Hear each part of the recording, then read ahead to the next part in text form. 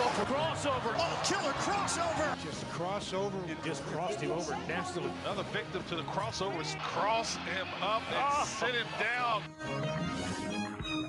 It is time for the crossover. It's powered by Everlow Concrete Repair in Omaha at everlowconcrete.com. Happy Earth Day.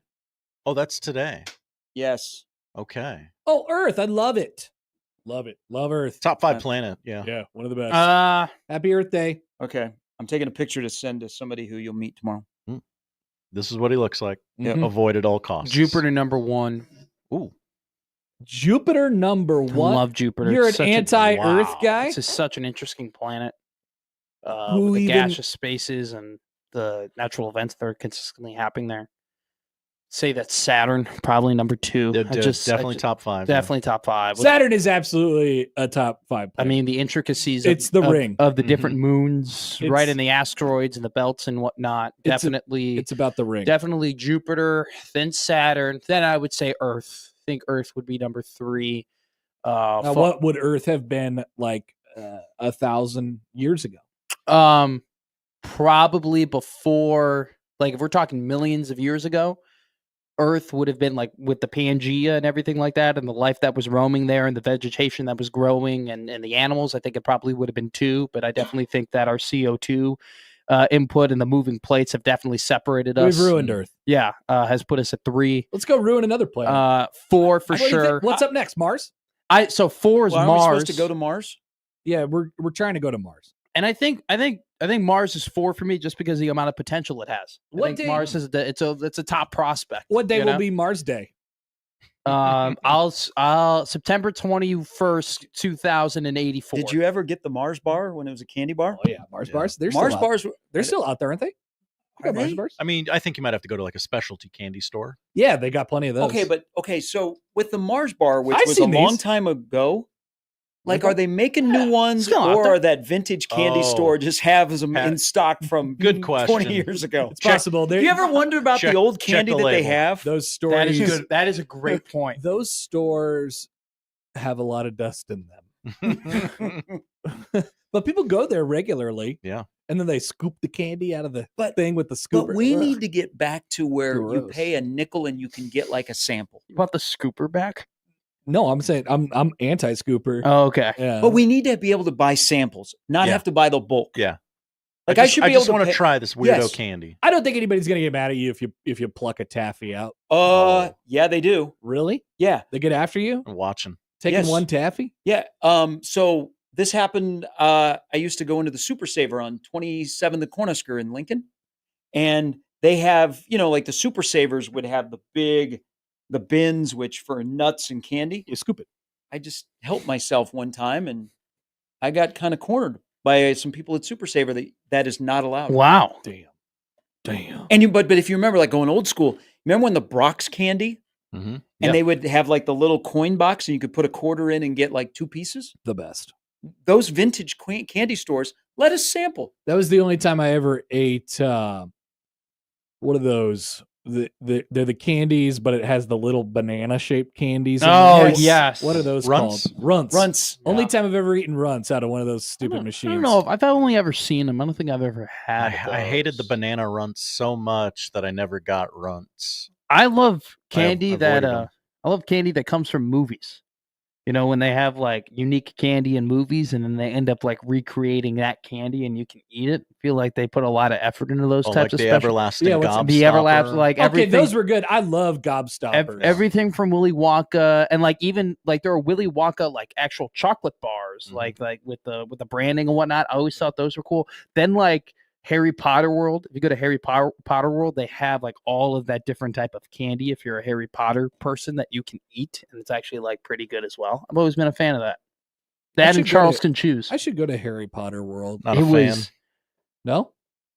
Oh, Oh we- yeah, Josh hates Harry Potter. You know my history. We have differing opinions. It was an absolutely incredible time. I drank a lot of butterbeer. It was awesome. Went through the Harry Potter World Diagon Alley. Got a wand. That was sick. Josh would. I think this Josh is a good time would to be having a revisit panic attack. Josh's love for Harry Potter. No. We don't need to. We don't need to talk Well, about Harry Pick Potter. at that scab. This is the second time now. Hey, I love J.J. Watt and Harry Potter. Sinner. Have you? Do you know about Josh and Harry Potter? No. Terrible takes. No. I had a girlfriend that tried to turn him me into Harry Potter. She tried to Avada Kedavra you. Tried to. No, not like with magic. Why don't you Like get some rounder glasses? It was one of the. Why don't you get some wait, thicker wait, ones? wait. Why don't you grow your hair out a little bit? Wait. Time out. It was a great discussion on air. Time out. This Wait, guy in the book seems like a better This- guy than you. this- I don't know if we should be why together. don't you be him? This is incredible. So I thought you were talking about like a Halloween costume. No. Like she was trying to make you into Harry no, Potter. no, She no, wanted no, the no. Everyday life. real thing. Did she want your parents to be murdered and like Oh, that's a Well- good question. go through like that trauma and like have you always relating back to that childhood trauma that definitely ruined your life and I don't- decisions that you would make in the future? I don't think so. Okay. Did she want you to have a girl best friend that you have weird tension with all the time? Actually, no, that probably would have triggered her greatly. Okay. But in her mind, was she Hermione? Maybe. Maybe. But then Maybe. she didn't want you to be Ron Weasley. She wanted No, you to nobody be- wants to be Ron. Well, yeah, Weasley. because Ron. Spoiler alert: Ron and Hermione actually end up together. Yeah, which is spoiler alert like for the worst possible thing. Like how? See, you're just not an appreciator of like. I the can't- interest- I you can't just- believe they did that. I What do you can't mean believe- you can't believe they did that? That's what It makes was it unique. It was always supposed to be Yeah. Harry and No, Hermione. it's not. You're trapped in this. You're probably the same guy when you watched Little Woman. You thought that Joe Marsh and Laurie should have been together. Hey, listen, Spoiler alert: he's never watched Little Women Yeah, Okay. I go on a limb there. or read the book. listen. You don't think that 30 years down the line, all their families are still hanging out? That Harry and Hermione are kind of looking at each other in the room. I You can't- I hope not because Yeah, because absolutely. Harry married I know. Ron's sister, I know. It's and very, Ron and Harry are best friends. It's very messy. Just Now, so he could do be I- close to Hermione. Yep. Do I look? You got to think that at some point Harry and Hermione probably did try it, and then it Yeah. ended up not going too well. But they don't really write that in the books, you know. I'm sure That's it probably went the really least well. realistic part of it all. There's a lot of things she didn't write in those books. She's all right. Hey, can we separate the art and the artist? All right, we talk about it with Kanye. We can talk about it with JK. Sinners, yay or nay? I'm going tonight. Okay. Sounds like a pretty big yay. I've heard there's some Haley Steinfeld action in this. Yeah, that's what I heard too. Hmm. And she's my celebrity crush. It's interesting. Pretty intense. It's interesting. I'm going on. Very excited. But I don't Friday. want to see her doing anything with not Josh Allen. Well, Well, I don't want to see her doing anything with Josh Allen either, to be clear. But I was about to Yeah. say. yeah, Do you think Josh Allen will watch this movie? I would that be I uncomfortable? would be concerned. Oh, is it that bad? Oh, he Is had it- to have gone to the premiere, Oh, right? it's bad. I've heard. What- Oh, really? Yeah. All right. Hell yeah. I've heard. oh, It's bad. not the quality of the movie is bad. No. no, The no. Steinfeld okay. scenes. Yeah. Hmm. Yeah. Josh Allen probably gonna want. Maybe I'm going right after the show then. not. Hey, Don't look. $6 Josh Allen. Tuesday, man. They bumped it up $1. Is it really $6? Oh, Yeah, it's now wow. $6. Oh, This is like what happened to the $5 footlong. Mm-hmm. I know. Yeah, now now Soon it's- enough, now it's going to be expensive. $12.99. Now it's $6.99 or something like that. It's not. It's more expensive than Yeah, that. And then yeah. you add in the taxes. Oh well, yeah. Also, too, the Welcome people to at Subway got to Nebraska. figure out that when I say I want a $5 foot, they don't ask me enough if I want a drink and a chip. They always automatically add in the drink Sure, and a that's chip. how they get you. That's right. I have to tell them no, and they're like, "Do you want a cookie?" No, I don't want a cookie. That's your problem going to Subway. That's There's- your number one problem. there's Subway's pretty. There's some people who maintain that. Subway is Subway's overrated. good. No, it's not. There's some people who maintain that properly Subway rated. has the best cookies. I know never had some, one. I know some people. You know that you Better and than I. Jimmy John cookie?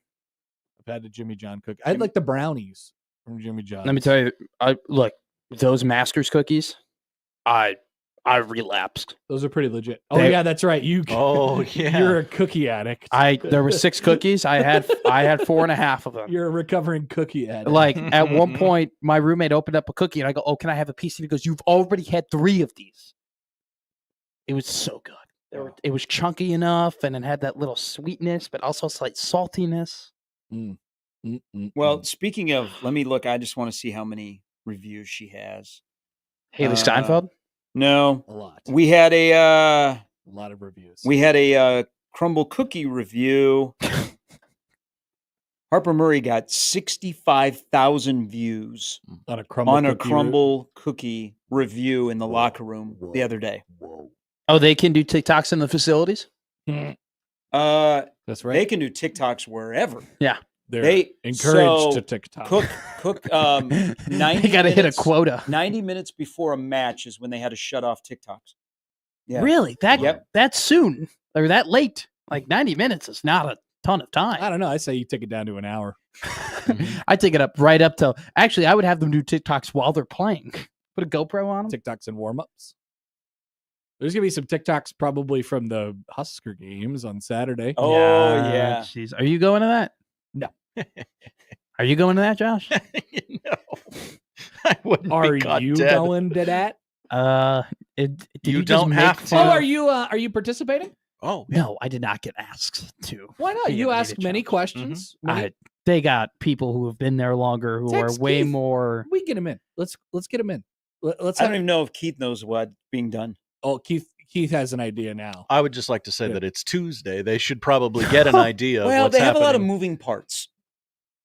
Text Keith. Some might Mann. say that's the problem. Text Keith. Are you gonna text him? Yeah, I guess I get Matt McMaster in this thing. Hold on.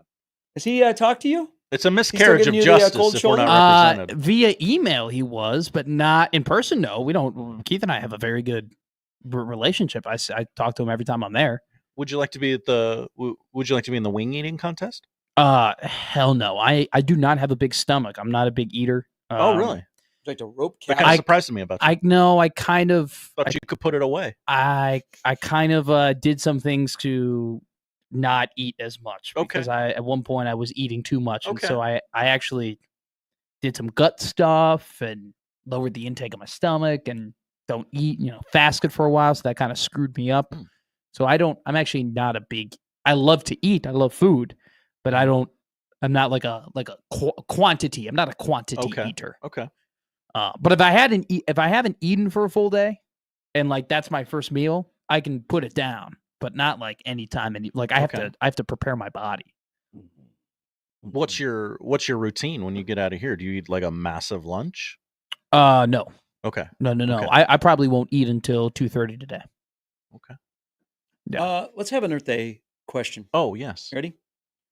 Let's rank the recycled coaches at Nebraska. Oh, I see what you did there. So I'm thinking the only head coach that came back was Doc, right? Yes. So we're here, left, came back.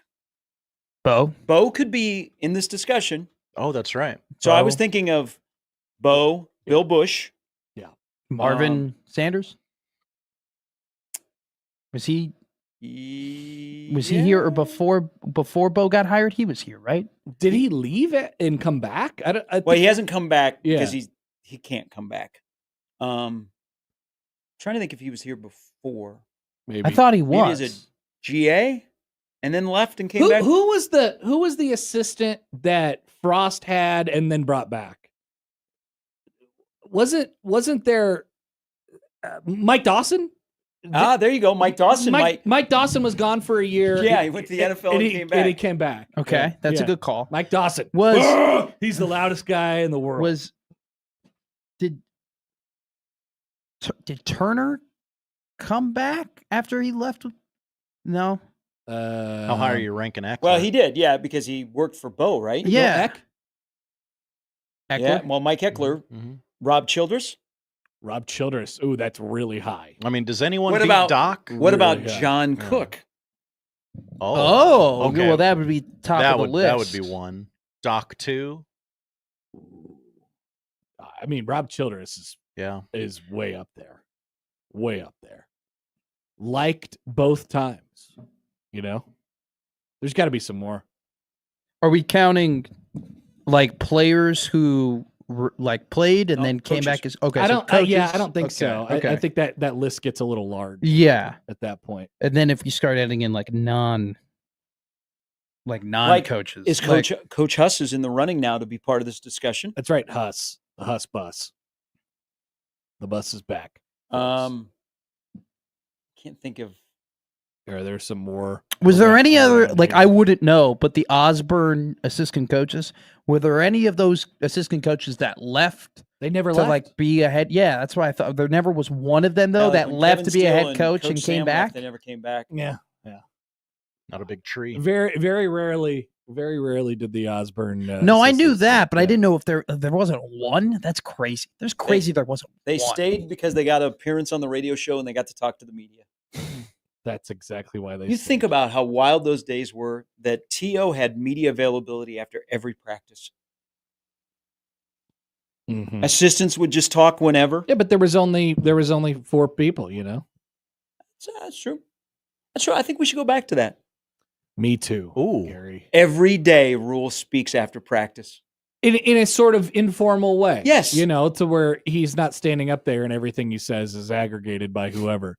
It's just like, hey, let's catch up after practice. How'd it go today? How you feeling? You know how much stuff Rule would give out of those in the informal conversations? A lot. Mm-hmm. A lot. I will be at the Husker games though on Saturday. All right. I don't know if I'm going as if I'm going to be media or not. Something I don't know. I don't know if I'm What is the other option? Yeah. going to the garage sale Oh, okay. You could go to the probably go to the garage and then sale. flash my pass later. We'll see. We'll see if I go. See if I. You're just here for the gear.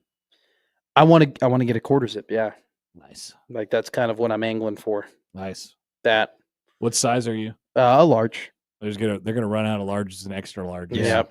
I think, but I right now If you're a small or a medium, a month and a We got half a lot for ya. ago, I could have been a medium. I could have squeezed into a medium. Now I don't know. We've been put on a couple LBs, so we'll see what happens. Schmedium.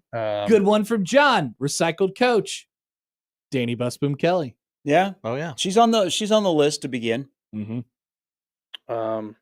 Sorry, quarter zips. No, quarter zips and a Blackstone grill. That's all I want. You can't It's get that really- at the garage. I don't think you're going to get that at the garage sale. Yeah, I know, but I do want a Blackstone.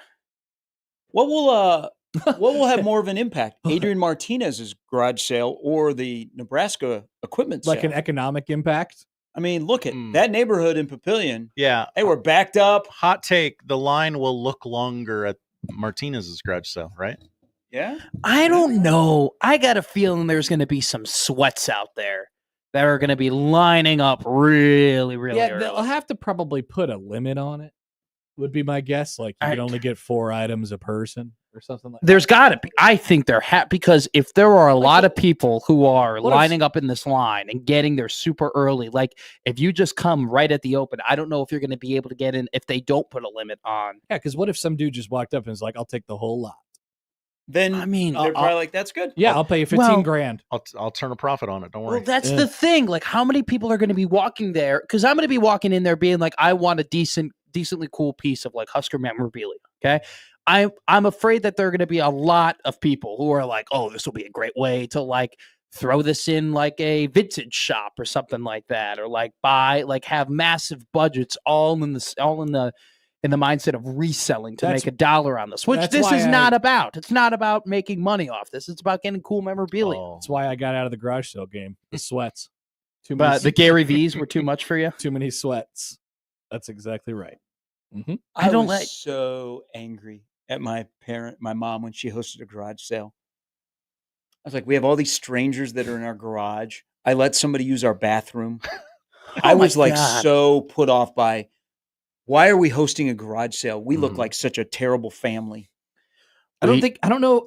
There was always felt like always growing up there was like a plan to host a garage sale, and it may have came to fruition like once. One time. But yeah, my mom was always like, we have to do. We're going to do a garage sale this summer. I promise. So Did you have to go put up the sign on the corner? I don't think we ever promoted it. No. my We lacked in the marketing department. my abuela every year growing up when I was a kid, we'd have a garage sale, and so we'd put it in her driveway, and then we would sell a lot of stuff, and then we would send the money to Cuba. That was it Okay. to get the people Just back to to Cuba. We would Uh-huh. to the people we knew in Cuba, so Okay. they could like You were specifically sending it yes to people to in pay Cuba. for things or maybe get off the island or Mhm. whatnot. So that's what we did. And then one year I set up a lemonade stand, and I made bank. I made $50 in 3 days off of a 50-cent lemonade. It was incredible. And then I had to give half the money to Cuba, tariffs. and I was irate. I was so mad about Yeah. the taxes. What's the Cuba tariff right now? I didn't look at that I list. don't know. I thought we liked Cuba. What are we getting from Cuba that we have to put a Well, tariff on? the Cuban situation is a little better now. We sneak in the cigars. We do sink in. Or we took enough Cubans that they're here and they're rolling their own cigars in America. my It's called abuela. Miami. So the garage sale, which I think the downfall of the classified ads in the newspaper hurt the garage sales Definitely. because you would grab, like my mom would go with her sisters and they would go garage sailing on Saturdays and they would have the newspaper and they'd have like a map planned out. Little tip, if you live in an area that has snowbirds and when its snowbird season is over, which is getting close or is like happening now because Easter is done and they're moving back up north because it's starting to get warm, those people don't have garage sales. They just put their stuff out on the corner and people come and swarm it in these really nice neighborhoods in Florida and grab the stuff. Or if they do have a garage sale, the traffic is backed up for blocks. Yeah. I wonder, I'll have to ask, now I don't know if Coach Buddha would fall under the correct definition of snow, but he goes down to Arizona for several weeks and plays golf and then comes back and he works at the ballpark. And so we talk all the time. I wonder what he's packing with him when he goes to Arizona, Well, there's a lot of people come down to Florida for 6 months and they either buy stuff while they're down there and then they sell it because they're moving back north. Oh, wow. It's like amazing. Like the rich neighborhoods in Naples, people will swarm to go to garage sales or thing because they're selling stuff. Right for the picking. They need to get rid of it too. Or the places that call your own benefit, price. the Goodwill stores. Oh yeah. Because a lot of those people just donate clothes and everything because they don't want to take it back north. That's a good point. Like if you're going to a Goodwill, you want to really map out, where the Goodwill is. Absolutely. Yeah. They're different quality Goodwills, if you will. Even within like Lincoln, there were different quality Goodwills depending on where you were. If you're looking for memorabilia, there are collectors in Lincoln that will go to all the estate sales, thinking that there will be Husker memorabilia that will be sold at these estate sales, or they go to garage sales. It's the sweats. That's what Matt's talking about. No, they're the sweats, man. These sweats ruin everything. Like I really hope that they do put a limit on what you can buy, because that there will be people there with an insane budget. I say if you catch a punt in the media portion, that you should be allowed one free item of your choosing. If I catch a punt, I'm taking the ball. I am going home with that ball. What about pumpkin patch rules? You can only buy what you can carry. But you could carry a lot. You could carry a lot. They have carts now. Certainly, that would be. Now, I will say this: if there was a cardboard cutout of any sort of Husker, I'm buying that as well. Anything with an all sport logo for our new studio. Dibs. No, just for my place. But isn't my this house. mostly gear though? I don't know. I mean, they look like they were selling Holiday Bowl stuff. That was pretty cool. I might buy a Holiday Bowl jersey. I mean, yeah, the inception of this came when the equipment people were like, we got to clean this out. They got to get rid of some stuff. We got some stuff from 2008 in here. It needs to go. You think they give away old black shirt jerseys? I don't know, man. You never know what you might find. This garage sale is. It would be so funny. It would. That's why I think it's important they put out a list. Yeah, a catalog. Yeah. Yes. Are you gonna take a tour of the Osborne Legacy Complex, Matt? I'm tempted. I thought about it. Seems pretty cool. $50. I would. You better grab your slot. They're filling up fast. I was thinking about it. No, I think it'd be funny if it was a scavenger hunt, where you walk into the Hawks Championship Center, and as opposed to laying everything on the table, it was just dumped everywhere. Like it was like a Kohl's. You know how at Kohl's, the jeans are on the ground and shirts are on the ground and shoes are thrown everywhere. If that's just what this was, and you just had to search for what you wanted. Yeah, it's more of a you find it type. Yes, you earn your memorabilia. See, they should go all in. Should let former athletes that want to, maybe down and out in their luck. They just come in and they start selling rings and shoes and turn it into a footballs, pawn game shop? balls. They got things like that. They have a table. It's just all around the Hawks Championship Center. Now, if that happens, that is a rummage sale. Oh my God! There's Andre Dawson's MVP trophy. I don't think they'd have that at the Husker games, but that'd be funny. That was I'll never forget. I was 10 years old, and that was the headline in the Sun Times. They just exposed the Hawk. They were like, "Yep, he's selling his MVP trophy. He's broke. Andre's got no more money." I think he went for $285,000. Whoa! Yeah, something big like that. Okay, huge. so judging by the attendance that may or may not happen, If you left Omaha at 1:00 on Saturday, do you think you could make it into a seat in Memorial Stadium by 2 this week with the who knows what spring game attendance will Parking be? is still Yeah. parking is still a problem. There's no good parking over there. Might try this. If you got a lot, you got a lot. You know some people. Can't go an hour before. Like you can't pull up at 1:45 That's and true. go, that's where I'm parking. Uh-huh. And they go, not today, sir. Yeah. So no, my answer to that question would be no. I don't think you'll be able to do it. It's a challenge. You remember during the COVID year where you could leave Lincoln or you would leave just Omaha? drive down there. There was nobody on the interstate. Yeah. And you just drive into Lincoln. You'd have no idea there was a college football game going on in the stadium. And I would sit many seats away from everyone in the press box. That's awesome. It was great. I would just spread out. Correction. Andre Dawson's MVP award went for $117,855. Still pretty good. Still pretty good. Still pretty good. Now, the kicker would be if all of a sudden Golden Tea Machine snuck back into the equipment sale. Now that would be funny. Yeah. Well, Josh mentioned it earlier. Any Trev Alberts all sports stuff. We tried to get to the bottom of this and we never got a firm answer. I should have asked him at the College World Series last summer and I didn't. And I want some all sports What stuff. all sports? Trev was like a spokesperson for all sport. Which was a Gatorade knockoff in the 90s. Yeah. Oh. Yeah. And Okay. it was huge. They had like all sport machines and stuff like that. And Trev was like one of the guys. Yeah.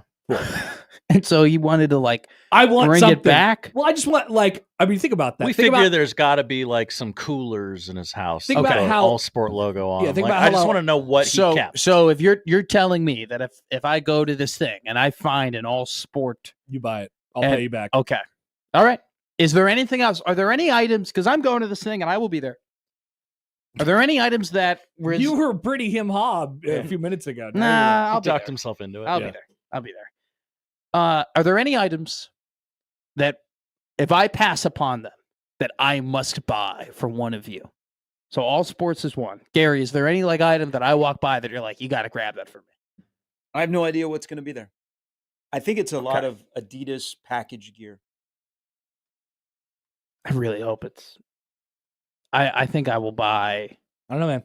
a quarter zip, and if I find a cool jersey, You do you. I'll pull the trigger. You do you. You We'll do see. you. Hey, speaking I don't need anything. Hey, speaking of Trev, do you think August 30th there will be like a mention of Trev? Like, hey, Coach Corso is great being on the original game day crew. I wish I was on the main game day crew, but they put me on the Thursday crew, but you were very nice to me. Do you think we'll get that? Trev Alberts and Mark May come out together and they talk about their They bury a literal hatchet. yeah. There you go. Man, I think about that from time to time. The timeline in which Trev Alberts is a take man. It's so different. yes. Our worlds are changed And because of what he decided to do. and people readily shared the video of him talking about Coach Solich when he got the job. Nebraska should How- shoot for something How better. different the world might be if Trev, because I think What would have happened at UNO? there would have been. Well, let's say Trev is on the main game They'd day be playing crew. football. Does he ever get into athletic administration? Yeah, right. But one of the reasons he got into athletic administration, got out of TV, is because his Too many path sweats. his path to being on Saturday was blocked at That's right. ESPN. That's right. Too many sweats. Look, the answer to all of your problems is that there are too many sweats out there. Seriously. You're Just, like, when you run into a problem, too many sweats. Too many sweats. Ask that question today of the head coach. It's fascinating. How many sweats are out there, and are there too many of them? What do you think would have happened if Trev would have stayed a take man on TV? Ask him that. Do you know where the king of I think he would have sweat? been really good at it. Do you know where Did he if you fire off any takes to you during the whole interview process? Well, you know what? Here's the thing. If you go back and you hear Rule talk about Trev, where he's like, Trev predicted Trev this, was right. and Trev predicted that, it seemed like as an AD, he was a take man. He had a lot of takes of what was going to happen. He definitely did. He had a lot of takes. He definitely And then he did. went to A&M, and now they're hearing his takes. And then he's like, puppet eggs. That's true, Matt. There are still takes to be had. There are still so There's many always takes. So we'll never run out of them. Never run out of tanks. Hey, you want to know where if you want to see an abundance of sweats, you want to see the most sweats you can possibly see, the Costco gas line. Okay? Whenever you're up filling up gas, wherever pass by Costco gas, that's where all the sweats be. It's always like the end of days. Yes, at the Costco like gas station. 5:45. tell Like you- they're gonna run out 6:15. of gas. Let me tell you Yes. what I won't do. What won't you do? I will not pull up. My gas tank is on the left. I will not pull up on the right side gas tank and pull the gas hose over the top of my car Mhm. Yeah, to put gas in my People car. do that? don't do that. Oh yeah. Mhm. Oh yeah. Can the That's the nozzle sweat. even reach? Yeah, Costco had to manufacture and engineer a gas hose that was long enough and that Because those was aren't flexible. sweats. Those are just idiots. I'm just telling you, it's happening all the time. That they had to. I had It's no clue. happening all the time. Go on Saturday morning, you'll love it. I One- will not go to Costco. One quick email here from Tim. He goes, I am a professional garage sailor. What they are describing in Lincoln is not a garage sale because you're telling me that there will be somebody that will be willing to haggle with you over the price. Yeah. Oh, See, no, yeah. I'm pretty sure the prices are firm. They ain't budging. Yeah. Not a garage Good sale. point. Bring your manager in. Bring your man. Where's Troy? I want Troy right here, right now. No, 85. 85 for the Holiday Bowl jersey. Isn't that one of the things of a garage sale is like, you know Yeah. what? I'll give you 20 for those two. And then they look at their son, who Well, that's what they put in the garage sale. they're What gonna is it, have- 20 for two. Yeah. They're gonna I have love it. garage Hey. sale signs though. It say garage sale over here, You- and then but on it in the fine print it says prices are firm. You know what? How about this? No haggling. I'll pay 90 for the Holiday Bowl jersey, but you throw in the volleyball knee pads. You throw those in, we'll call it good. That That's would what be they always awesome. get. They never haggle down. They go, just throw this in. Just throw in this, Wouldn't it be Hot great? Wheel. Also, is like when you get off of 80 on 27th Street, there actually is a garage sale sign. Garage sale this way, This way, yeah. and then you have to chase it 8 more miles. It's like, and by the way, it's not a nice garage sale sign. It's like the flimsy, but you got to really stick it into the ground. You can't even hammer it in. If there's no haggling, that's not a garage sale. That's true. That's a good point by the professional garage sailor. I mean, you Professional can't garage say, sale. I know you're asking for 50. What if I give you a 40 for, 2? No, you can't do that. Prices are firm. That would be great. Prices, Can you imagine Husker garage sale, and then under the sign on the way to Memorial, it says prices are firm. Prices are firm. Just to warn you 3 miles out. Hey, don't even think about it. There's no hagglers. Don't even think. God forbid. God forbid. Don't talk like that. Poll All right. question up at Happer Show: does the ability to haggle make it a garage sale? Yeah. Yes! I'm gonna Yeah, vote yes absolutely. on that. Yeah, I agree. All right. See you guys later. Bye. See you later. That's crossover. Have fun in Sioux Falls tomorrow. Ah, thank you. Looking forward to it. That's the crossover powered by Everlevel Concrete Repair in Omaha at everlevelconcrete.com. It's Tuesday. We'll start things off next.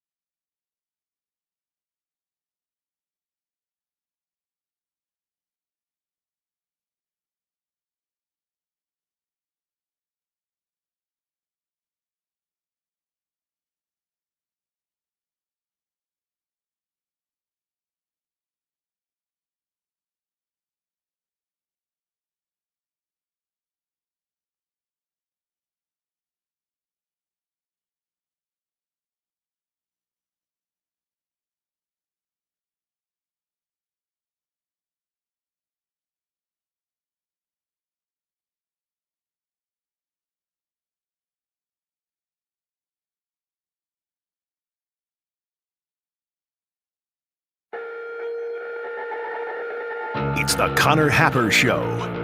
Are we sure we want to do this? Could you, make an announcement that we're ready? It's the Connor Happer Show on 1620, The Zone. All right, welcome in, everybody. Happy Tuesday. It's the Connor Happer Show here on 1620 The Zone and on 1620thezone.com. Connor Happer, Josh Odson with you. How you doing, everybody? Let's start with a text here from the 402. Oh, hi, 402. You guys are idiots. Yes. I'm not going to wait in a 10-car line just because my pump is on a certain side when I drive right up to an open pump and stretch the hose across. That's why they make the stretch hoses. No. I don't know. It's just a principle thing for me. Yeah. I can't do it. If you're going to do something, do it the right way. More power to you, but I just can't do it. I don't. So Dan writes in, he says, thank you for not going to the other side to fill up your gas. I mean, it's why they make them extend. I will enjoy the extra 10 minutes that I won't have to spend in line. If I see that the line is too extensive at the Costco gas, I'll just, my first option is just to get gas somewhere else. Yeah, literally anywhere else. They sell gas on almost every corner. It's cheaper. You got the membership. You want to take advantage of it. It's great.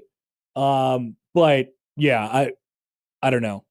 I suppose the argument would be, well, if you're inconveniencing yourself that way, why don't you convenience yourself or mitigate the inconvenience by just pulling the hose across the car? I don't know. I just don't like it. It looks weird. I'm sorry. I can't explain it further than that. Nothing is more valuable than my time. I will go get gas somewhere else. Yeah, but that's what they're saying, Josh. They're saying if you pull up to the hose on the wrong side. No, I'm not even waiting in a Costco line for gas. If you pull that's how important my time is. If you pull up to the hose on the right side, there might be on the wrong side, there might be no line. Okay. That's what they're saying. Okay. They're like, I'm happy to do it. I guess. I'll pull my hose across the car. I have no problem with it. This is just one of my things. I'm sorry. You're welcome for not making the line longer for you guys. Yeah, we're helping you. I'm not gonna do it. I don't know. I'm against it for some reason. Can't really explain it. All right, today on the show, Allan Bell will join coming up at 11:30.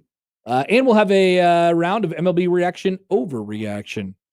Are the Cubs the best offense in baseball? Whoa. Right now they are. Will it stay that way? Mashers. We'll look back at some of the major leaguers. Another one beginning today that played in the 2023 College World Series as well. What a time to be alive. MLB reaction, overreaction. That's the lineup powered by the referees, John Higgins, Weather Guard. I'd like to hear from you guys in the show, 402-951-1620 on the hotline. Call or text that number. Tweet at Happer Show, at Connor Happer on the JTech Construction Zone Twitter feed. Email Connor Josh Show at 1620thezone.com on the Equitable Bank Zone inbox. And we say good morning to the YouTube streamers out there today. Hello, everybody. How you doing? People are looking for Scott Frost comic books at the garage sale. I don't think you'll see any there. Maybe at the World Herald. Probably not there. Ask Sam. He'll leave a box of them out front for you. I see them in stores, in bookstores every day. Yeah, I go to bookstores, Josh. Wow. I've been in bookstores. Not libraries, but bookstores. Bookstores, which are like, whatever Austin was talking about yesterday, the calendar puzzle store. They get some books in there too. That's where you can find some of the Scott Frost books. By the way, we do want to look back on the poll question that we had yesterday in the crossover. We'll readdress it at the end of the show, but a quick update. Have you ever heard of the Mall of America? So did you and Austin both run this poll question? I ran a poll question. Where'd it go? Oh, learn to read, idiot. My poll question was, can you have a lot of open conversation with people at the puzzle store? Okay. So Austin did. Have you ever heard of the Mall of America? We had a stunning revelation in the crossover yesterday that Austin had never heard of the Mall of America. Currently 96% are saying yes, but 4% are saying no. Just retweeted that from the Happer Show feed. Yeah, get your votes in on Austin's Twitter account. We'll have polls that we'll review at the end of the show today. Elsewhere, Austin will be in tomorrow, by the way. Yes, he'll be in for me. I apologize for being gone. You can't be in two places at once, Happer? I'll be where there's great faces and great places. South Dakota. Love that state. Love that state. Love that state. What a state. South Dakota. Wow. Love that state. Okay. Today we'll do a Nebraska football vibe check. How we feeling? This is big. Is just spring ball is almost is nearly over. We'll probably do this again next week. Spring ball is nearly over. How we feeling? Have any of your concerns been quelled? Do you feel worse? Has anything happened? Has anything happened? Great question. We'll discuss this later on in the show. The Omaha National Weather Service apologizes for firing off sirens at about 10:45 last night. Tough look. I'd like them to personally apologize to my daughter, who was very confused. Oh no, very confused. Meanwhile, my house was plummeted with hail, and Yeah, I heard that right in that area. It was really like somebody described it to me who lives right over by you, Josh, who said it was like a train hit my house. I got none of that. My 6-year-old did not wake up, and thank God. But it was soft hail, I guess. It was not as icy as normal hail. I don't know. I don't know the science behind it, but it was softer hail. It sounded like someone was throwing snowballs at my house. Wow. Like, what is happening? Okay, interesting. I didn't get any of that, or at least I didn't hear it. We angered Kawhi Leonard, and by we mean you and I, Connor and I, specifically, calling him lazy and washed. Line of yesterday from press conferences. It wasn't really a laugh. It was more of a chuckle. We'll explain that a little bit later on. The Iamaleava family does not seem like a great hang. I reread that Heather Dinich story where she kind of previewed what they were going to talk about at these CFP meetings, and I can't believe that it got public. And meanwhile, in the basketball portal, everybody is entering their name in the transfer portal just in case everyone gets a blanket extra year of eligibility, and it's very funny. It's very funny. Everybody who's exhausted their eligibility in 4 years entered the transfer portal last night. And everyone was like, what is going on? Well, they wanted to cover all their bases just in case everybody gets a 5th year blanket-wise. 6-time depoy, Ryan Kalkbrenner? So Ryan Kalkbrenner, I don't think would be allowed to do this. Are you sure? No, but he's played 5. So I think he's out. Why not 6? I think he's out. I think he's officially done. But I guess never say never. Dr. Kalkbrenner. Sam writes in. Hi, Sam. Is Austin 1620's new 6-man / and/or utility infielder guy? Ooh. I think so. You know, if we got a crafty lefty on the mound, we're going to need Austin. We like Austin. Mm-hmm. He jumps in and he just says stuff. Yeah. I like it. We need more of that around here. He'll be saying plenty tomorrow on the Connor Happer show. All right, so that's the setup for today's show. We're pleased that you've decided to join us today. Once again, Allan Bell will join us at the bottom of the 11 o'clock hour. We'll come back with more next on 1620 The Zone.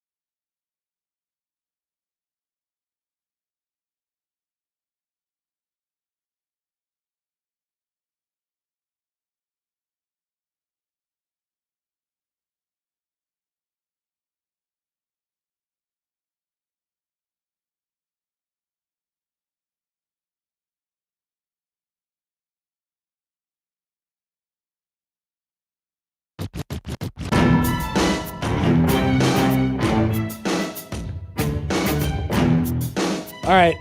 My apologies right off the bat. So the sirens that you heard last night, we got a message from or a comment from Nicholas on YouTube. Hi, Nicholas. He says, National Weather Service defenders will be quick to tell you it's actually DCEMA that sets off the sirens, not them. The Douglas County Emergency Management Agency. The National Weather Service apparently battled with folks on Twitter last night about that because us. Don't put it on the internet that we people did that. were angry at the National Weather Service, and I don't want to perpetuate that you be angry at the wrong person. So let's point this in the right direction. In fact, there was a statement released from the DCEMA last night. Sirens have sounded in error. There is no active siren threat at this time. There is an active thunderstorm warning, which made it more confusing because I didn't think that thunderstorms usually made the sirens go off. And then there was like, a possible kind of, there might be some rotation in there when you pulled up. I'm like, wait a minute, maybe this is real. Yeah, there was a hook. We know weather around here. So they wrote, there is an active thunderstorm warning in effect for some parts of the county at this time, but the severity of the storm does not rise to the level where siren auto activation should have been triggered. Thank you for your patience as we continue to work to refine siren activation strategy in a manner that balances public safety with the best warning practices and advances in technology. Blame technology. Yes. So once again, if you're going to be mad at somebody, don't be mad. It's okay. Everything's fine. But if you're going to be mad at somebody, be mad at the DCEMA. They're the ones who screwed up your sleep last night or screwed up your incredible enjoyment of the NBA game, which I'm sure you were having last night. I was able to get through. We'll just put it that way. Did you watch it? No. I watched it. Oh, you did? I actually turned it off. Last night was fine for the NBA. It was a good game. Basically all the way through, but that's still, and it was my favorite team that was playing in it. But that, for whatever reason, still was not enough to hold me. Just because I thought, well, this is a best of 7. If they split at home, I guess you lose home court advantage, but does home court advantage matter really at all? Now they have to go to the Intuit Dome with Steve Ballmer and the toilets.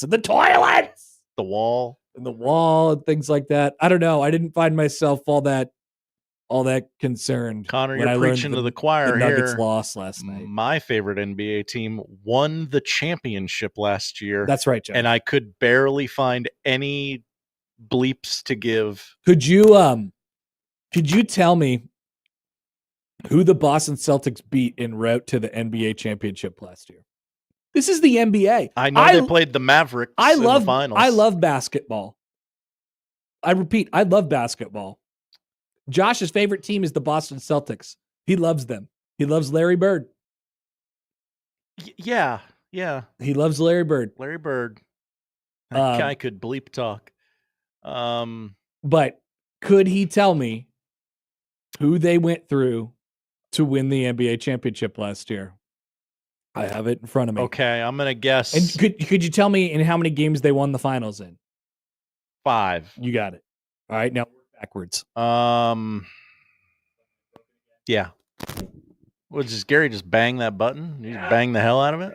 I'm going to guess the Heat. They beat the Heat in a series. Okay. Good job. That counts. They beat them in the first round in 5 games. They only lost 3 games in the playoffs at all last year. Now, one of the greatest runs in playoff history that no one will ever remember or care about. If Joey was here, he's probably listening to his radio right now. He's screaming. I don't know if you can root for the Celtics anymore, Josh. Cavs?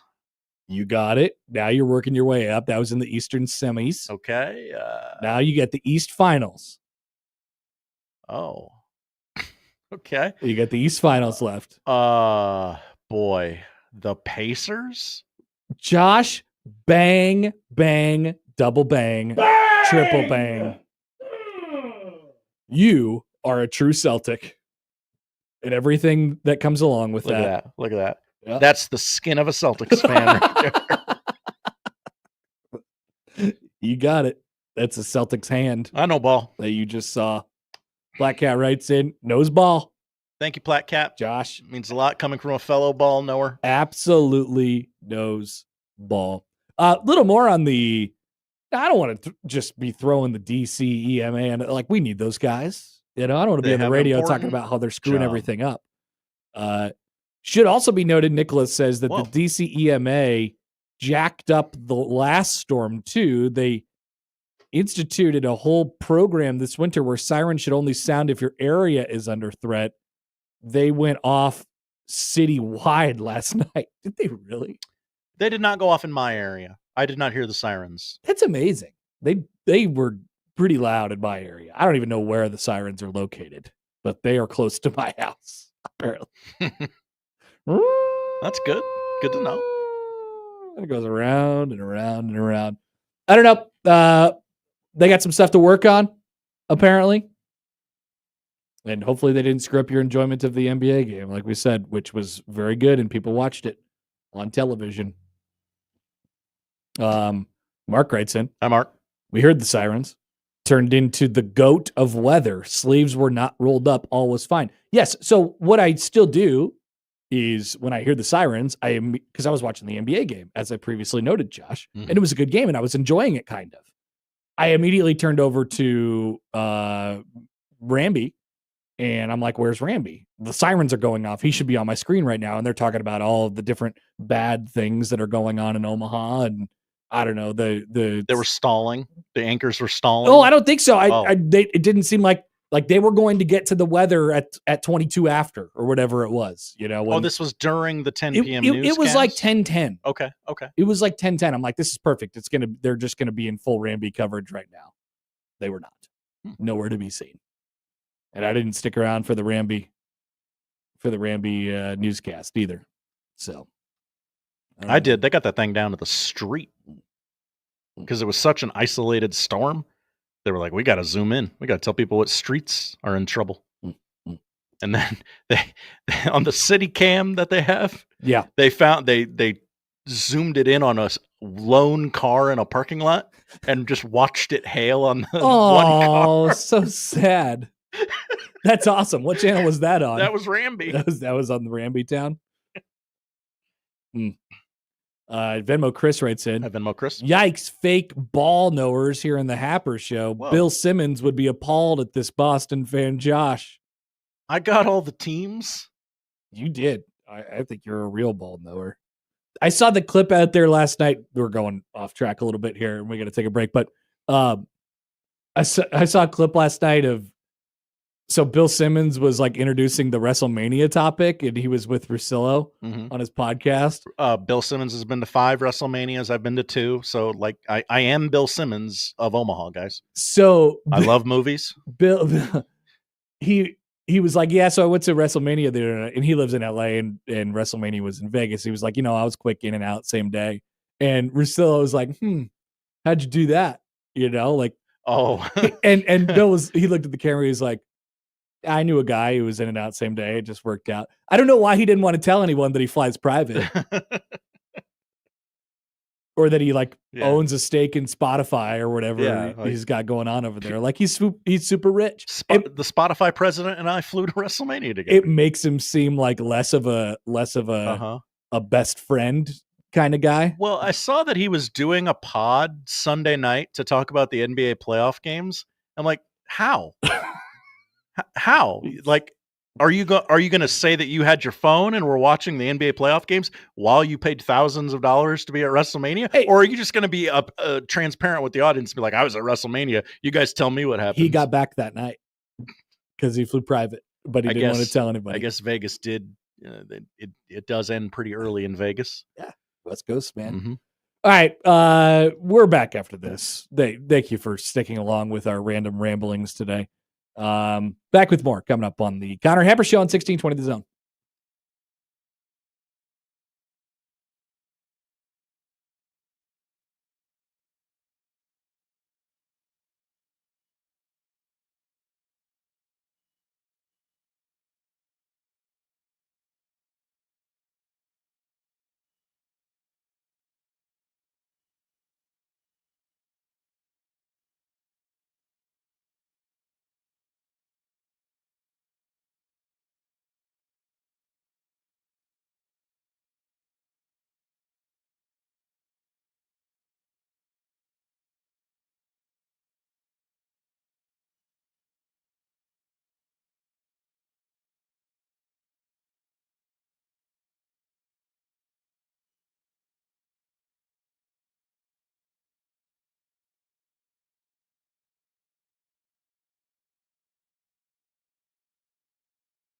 that Patrick Dumont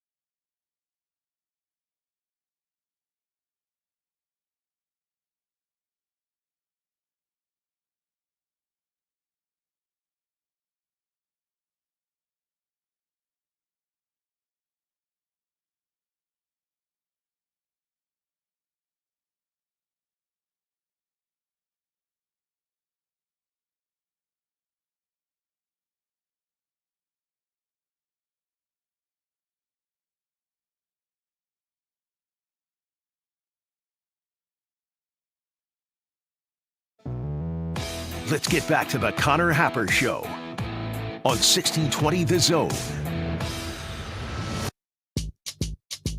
Interesting question as we welcome you back here on this Tuesday to the Connor Happer Show.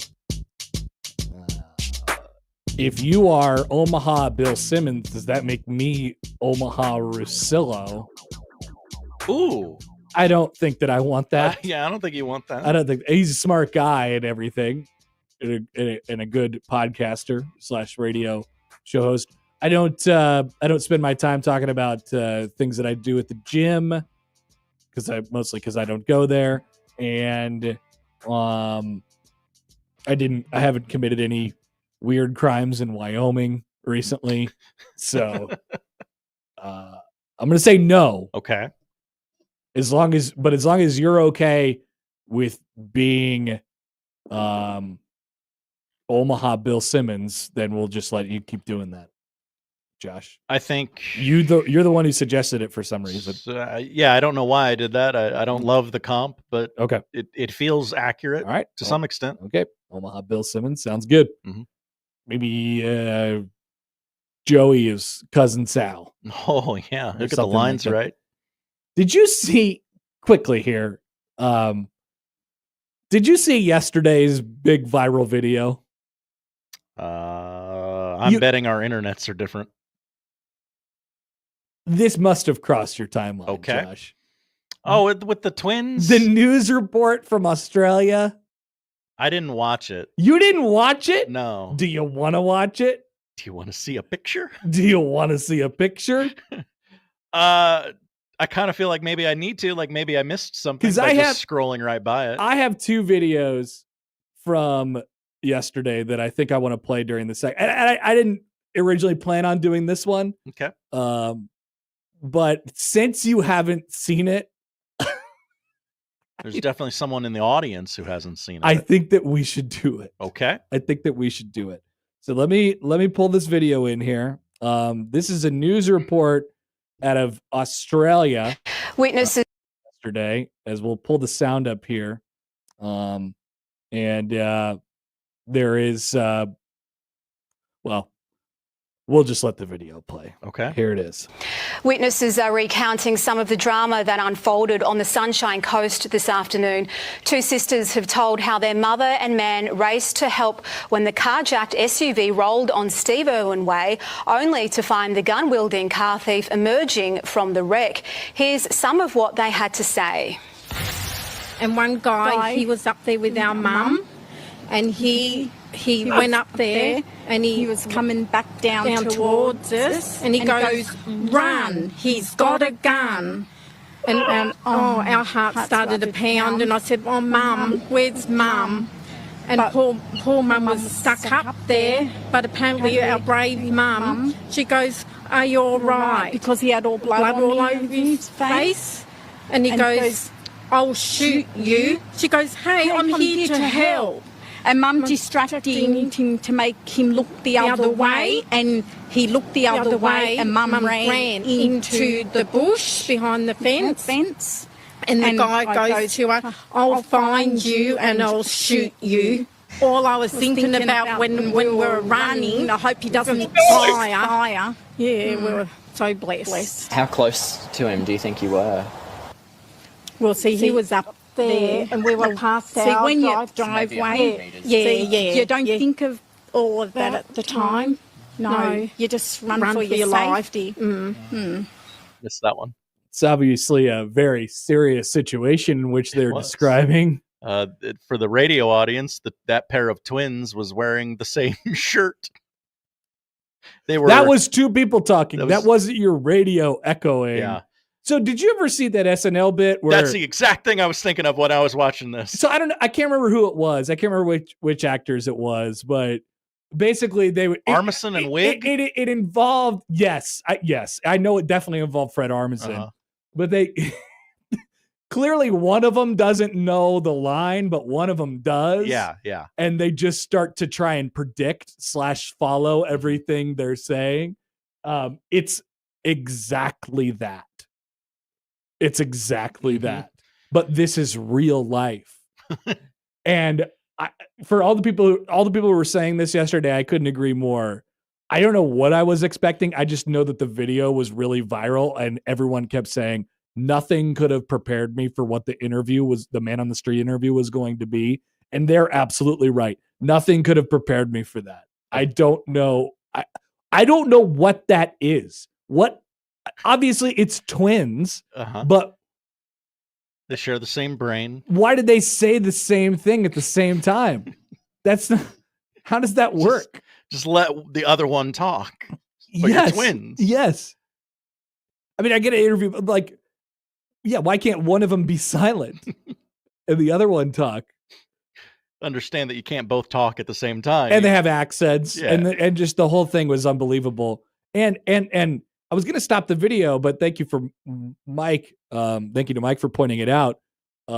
This all happened on Steve Irwin Way. Is it possible that this is a hoax? This is a bit for viral functionality here. I don't know. We're Australia, and we're gonna prank those stupid Americans. I was gonna text some of my contacts in Australia and see what this actually was. You got contacts in Australia? Yeah, I know people. I got people all across the globe. Mr. Worldwide is what they call me, actually.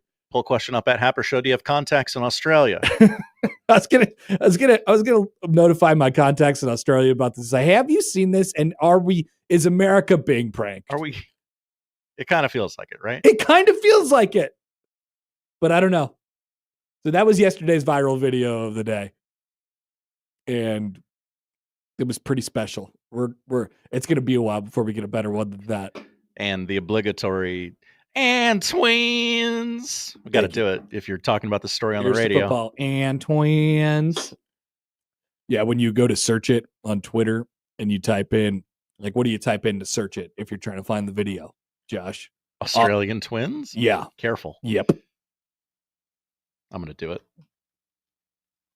It comes up pretty quickly. Oh, Google auto-filled it and slid interview in there before I could hit enter. I did it Twins. on Twitter. Oh, okay. That's even more dangerous. And the first thing I typed in was Australian girls. Oh, wow, careful. Yeah, I know. It didn't turn out very well. It did not get what I wanted. Okay. And then I found it. So that was good news for me. I don't know what the heck's going on. Many people think it is country. A bit. It certainly seemed like it. It certainly seemed like it, but I don't know what else is. I don't know how that's possible. Lee writes in, hi, Lee. Contacts all over the world. Is Connor Happer the Omaha Pit Bull? Okay, that'll go up at Happer Show on Twitter. Please vote. It's important. So Josh has proclaimed himself the Omaha Bill Simmons, and someone else, not me, mind you, has proclaimed me the Omaha Pit Bull. I'm not saying that I have contacts in all the continents, but that one in particular, I just happen to. Okay. I mean, there's only 7 continents. I probably got 3 covered. I feel like Antarctica is probably very difficult to have a contact. I do not have a contact in Antarctica. Okay. No. I don't think I have one in South America either. So I'm at least missing 2 right off the bat. So Europe? Yeah, I got a couple there. Yep. Couple. Wow. Just a couple people come to mind right away. I just got a Europe contact. That's it. You got one Europe? One person for all of Europe? A family. One family. Okay. That'll get you covered a little bit. Mm-hmm. So you got multiple contacts. Yeah. You got people you can reach out to. Mm-hmm. I not very much, but they would tell me the answer that I would need to know. If something's going down in Switzerland, I'm the guy. Okay. Okay. You got some people over in Switzerland. Yeah. Very interesting. Very interesting. Josh, before we play our next viral video of the day, involving sports, mind you. Sports? Yeah. Okay. Sports. If we have to. We still like when sports are funny. Okay. Sports are fake now because of the playoffs, but sometimes they're funny still. So we'll play that here in a second. But last night there was on top of there being sirens and this weird flash thunderstorm that happened, there was also a flash of old men entering the transfer portal. Oh, okay. I thought we were talking about old men flashing, and I was very concerned. There was a flash of old. It was this just really isolated event of old dudes who had exhausted their collegiate eligibility, who entered the transfer portal last night. What happened? I saw Zeke Mayo was one of them, and I was like, why does this keep happening? This has happened at least 15 times today that I've seen of people entering the transfer portal. I'm like, Chad Baker-Mazara the other day. I'm like, there's no way Chad Baker-Mazara has any eligibility left. He's played at 100 different schools, but he entered the transfer portal. And people will make the jokes and they'll say, get a job, Chad. And he might have to do that. But why are these old men entering the transfer portal? Well, the basketball transfer portal closes in less than 12 hours. Okay. If you are going to be in the transfer portal, you need to be there within the next 12 hours. And there was a whole bunch of people last night who have been playing college basketball for 100 years who are putting their names into the portal just in case there is a blanket eligibility ruling. Remember one of the little nuggets that was tossed out there with the whole settlement that's coming this summer, which was, yeah, we might just make it square 5 years of eligibility for everybody, no red shirts. Yeah. We might do that. That was tossed out there. I haven't heard anything else about that in a long time, but that was one of the things that was kind of thrown out there. And I don't know if it's still in there, and I don't know what these people know. But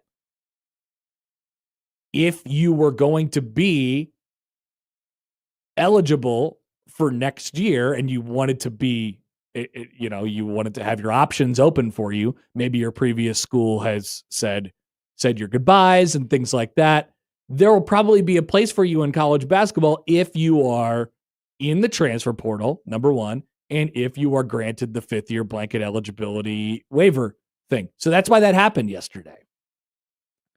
Could you imagine, Josh? Think about this.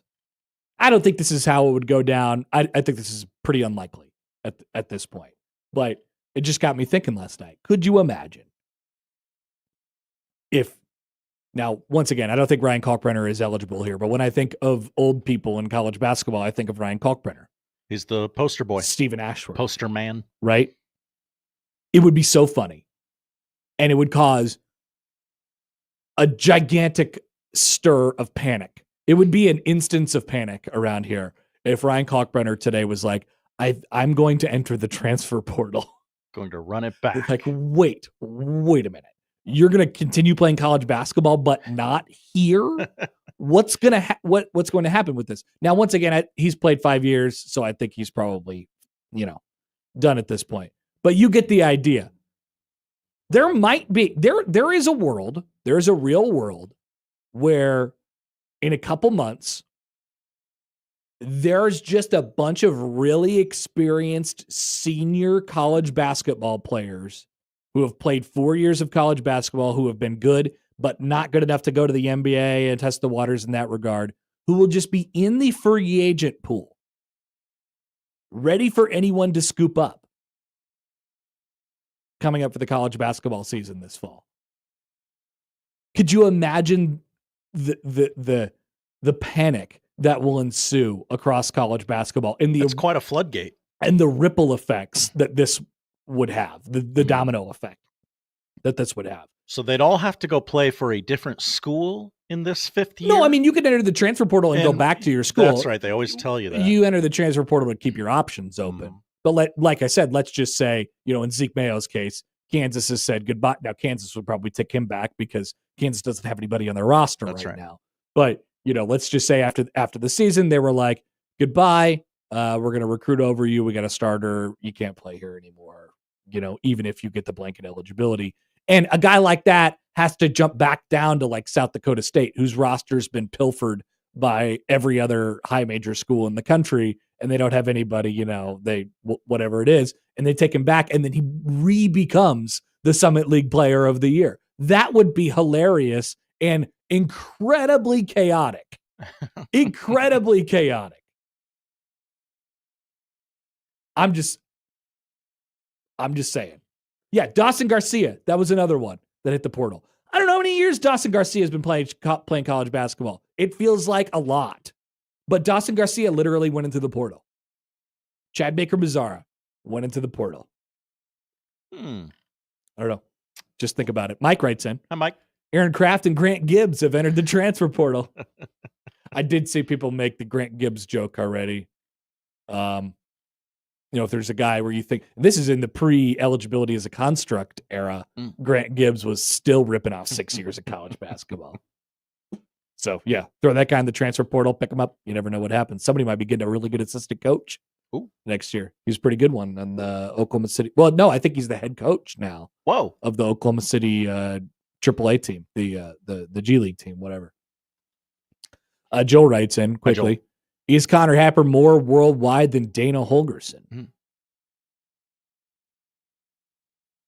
No.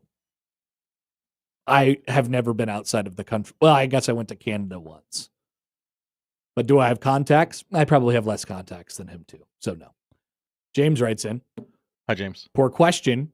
Will Happer be piloting whatever flies over Memorial Stadium on Saturday, yes or no? No, I will not be in the neighborhood of Memorial Stadium on Saturday. Okay. I will not be there. Here's a good question from the 402. Hi, 402. Hypothetically, do the Huskers accept Jawan Gary back? Ooh. I haven't seen his name in the transfer portal today. But I mean, he doesn't have to enter the transfer portal, I guess. They could just get the blanket year and he comes back and I'm not bleeping leaving. He plays for the Huskers next year. Hypothetically, he could make a bunch of money here next year. Hypothetically, he could be a really good player here next year. Some guys, most guys, it's going to be like, yeah, I'm going to go overseas and I'm going to start my professional career. Some guys, they make shoes that Steph Curry wears in playoff games. That's right.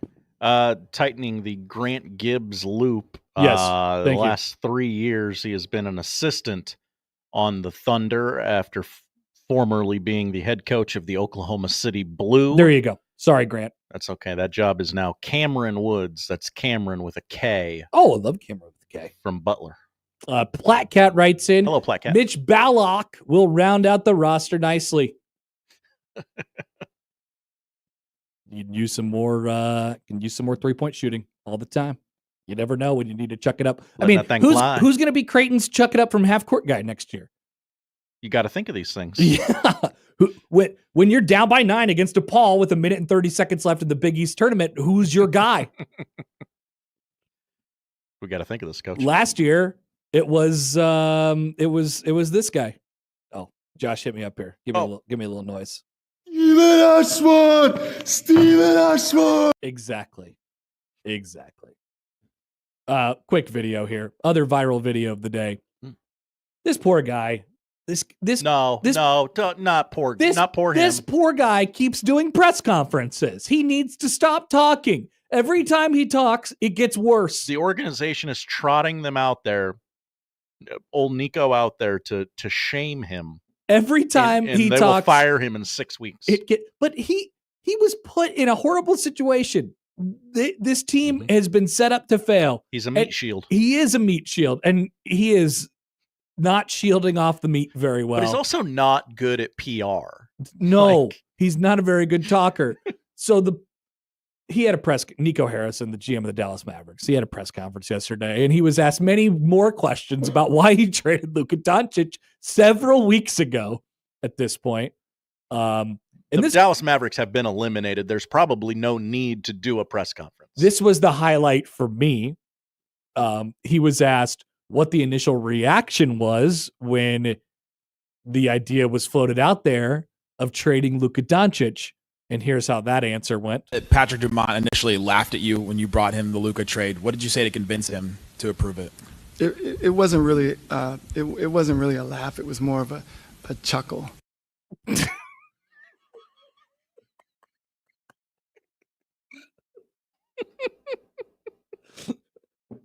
No, when I set the record straight here, they didn't laugh at me. It was more of a chuckle. Like, haha, Nico, what a ridiculous idea.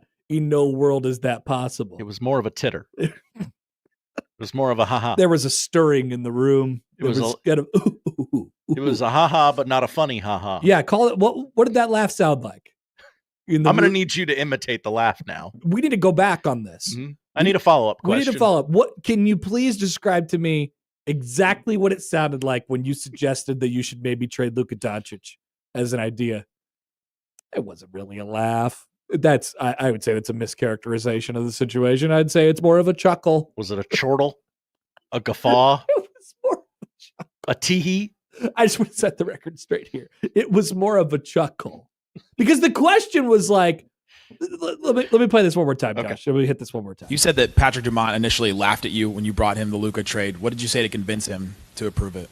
It wasn't really it wasn't really a laugh. It was more of a chuckle. A chuckle. What did you? The question was, what did you say to convince him? Convince him And it was that we like, should trade Luka Doncic. Listen, let me just get this straight. It's it important. was a chuckle. It was more of a chuckle. More important than how I convinced the Mavericks organization to trade away Luka Doncic because he might be a little husky. And he likes drinking. It was a chuckle, not a laugh. Tired of this misinformation getting out there. It was in the more. media. It wasn't really a laugh. It was more of a chuckle. Oh, that poor guy. No, I know. Like, I don't feel bad for. Like, he's really bad, but he shouldn't be there. He shouldn't be in the position that he's in. That's why I feel bad for him. I do have a heart, Josh. He should not be in the position that he's in. I think someone in the Mavericks organization is mad at him and trotting him out there because, I mean, this guy's talked to the media like 3 times in 3 weeks. Well, the other question... How often does a NBA GM hold press conferences? The other question was like, why do you think you should be here? Point blank. Why do you think you shouldn't be fired? And the first thing out of his mouth was, well, I think I've done a pretty good job. I'm like, oh, we got to the finals last year. Oh, no. Now it's an unwinnable situation. Right. You've already done the unthinkable thing. There's no coming back from trading Luka Doncic for Anthony Davis. People forget. For Anthony Davis. But that poor guy just keeps saying stuff. He's going to take a long trip to Cancun. Or be fired. One of the two. Give that man his golden parachute. Yeah, get him out of there. Allan Bell's going to join the show next on the Connor Happer Show on 1620 The Zone.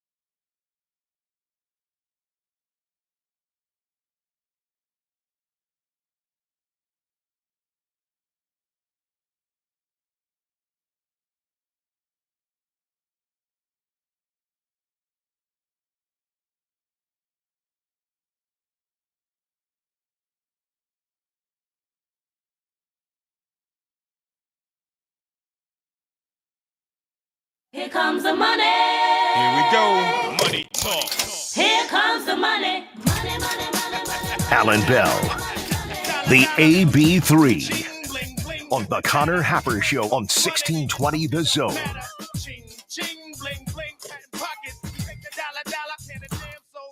All right. We are joined now straight in the middle of Cam Ward Boulevard. I assume the hype is real for Cam Ward. People are excited. Allan, what's going on? What's up, brother? First off, man, appreciate you having me back. Yeah, I mean, look, everyone already knows Cam Ward is going to be the next Patrick Mahomes. Nashville, Tennessee Titans are going to dominate the NFL for decades. I mean, no, I'm kidding. It's fascinating to see that, like, there seems to be no drama with that, like, number one pick. The betting odds of Cam Ward going number one to the Titans is minus 20,000. Yeah. So, how do you feel, Josh, our local Tennessee Titans fan? He described Cam Ward as a bridge quarterback, basically. How do you feel about drafting a bridge quarterback at number one overall? Seems interesting. Well, it is interesting. I'll say this. You know what? They need help in a lot of places. So, you know what? Might as well go get your guy. Cam Ward, I mean, look, he could do some funky stuff, but, kid's got a heck of an arm. I mean, there's no question about that. I saw that Miami team play without him. And let me just say, he made a lot of people look better on film. You know what I mean? Like, there should be some greeting cards. But again, there's also the part of, like, he's like a more athletic Will Levis at times. He'll throw off the back foot. He'll try to, throw off, a Randy Johnson, fastball, into spots where he shouldn't. But we'll see. I mean, at least it's exciting. The crazy part is that he's going to go number one, and he's not even close to the most talked about quarterback in the state of Tennessee right now. No, he is not, which leads us right into this next line of questioning. How do you feel about the family Iamaleava? We've had a lot of things that have happened over this situation in the last week. Nico goes to the transfer portal. He ends up at UCLA. And now all of a sudden his brother leaves Arkansas to end up only at UCLA. I don't feel like the Iamaleava family would be a very good hang, but that's just me reading the tea leaves here. Yeah, I think, of them the same way I think of, your car warranty, being expired, right? And you need to go take that call. Like, dude, they scam a lot. But I also want to say, look, man, like, welcome to the new world of college sports, right? Like, I do not hammer on the transfer portal and leaving. Like, that's not the negativity. The way that it was done, because this is essentially blackmail, this is extortion. Yeah, was what it was. There's no question about it. And the way that his family's gone, and tried to put it on Tennessee. It's like, dude, I know for a fact that everyone was going way out of their way, to make things easy for a family that really didn't appreciate it too terribly much. But it is what it is. Now, the fascinating part is, if you're UCLA, like, what are you doing? Is this like Timu, Deion Sanders? You know what I mean? Like, is that what they're going for here? That's the thing. There's always, and he didn't get obviously what he desired from a money perspective, but like you said, I think he was just trying to see what he could get out of Tennessee, and it backfired horrendously. So I don't know that it was ever about the money. It's about trying to get what you can get.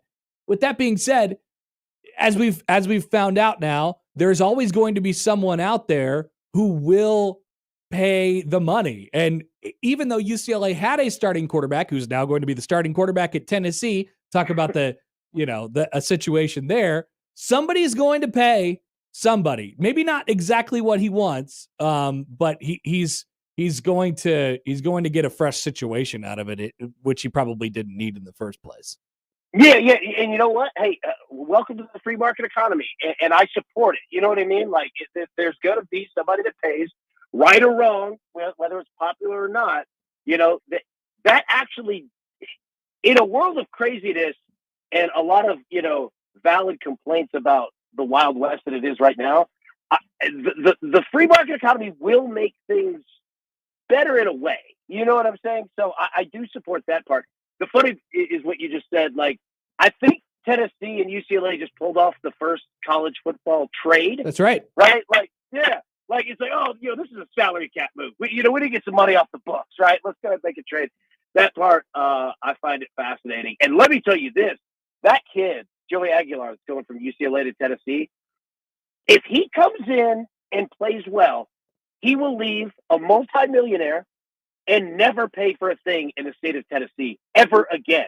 Like, I don't know if he understands the lottery ticket possibility that he just walked into, because this fan base is absolute on fire of, wanting to, kind of prove things wrong. I'll say this real quick. We always joked at 24/7 Sports and CBS Sports, like, the three best college markets, like, to be a beat writer were always Tennessee, Nebraska, and Ohio State, because there's always something going on, man. Like, there's never a dull day, and you have massive diehard fan bases. Like, we would always joke, like, if you're a beat writer on those three, buddy, you didn't worry about paying your bills, man. Like, you always had something to talk about. I think there's a lot of people who would agree with what you just said around here. So take us close to it then. Like, what is the feeling on this guy who just transferred in from UCLA, Joey Aguilar, who was a year ago the starting quarterback at Appalachian State, was planning on being the starting quarterback at UCLA? Like, I imagine that this is a pretty galvanizing situation for both the fan base, the team, and everything. Like, Tennessee, I don't know. It seems like they really made it work for them in a weird situation. Yeah, I mean, about as best as you could, like, with the timing, right? And Aguilar comes in at a good time too, because the other two quarterbacks on the roster are a redshirt freshman and a true freshman, and said true freshman should actually be in high school right now. So he's not coming in like taking a senior's job. You know what I mean? Like, it's not coming in and, just completely blowing the locker room up. Like, if Aguilar, and I obviously do not know the kid, if he just comes in as a regular dude with, no attitude, and I'm saying that he has one, I'm just saying, you just come in normal, like, he's walking into a very hospitable spot.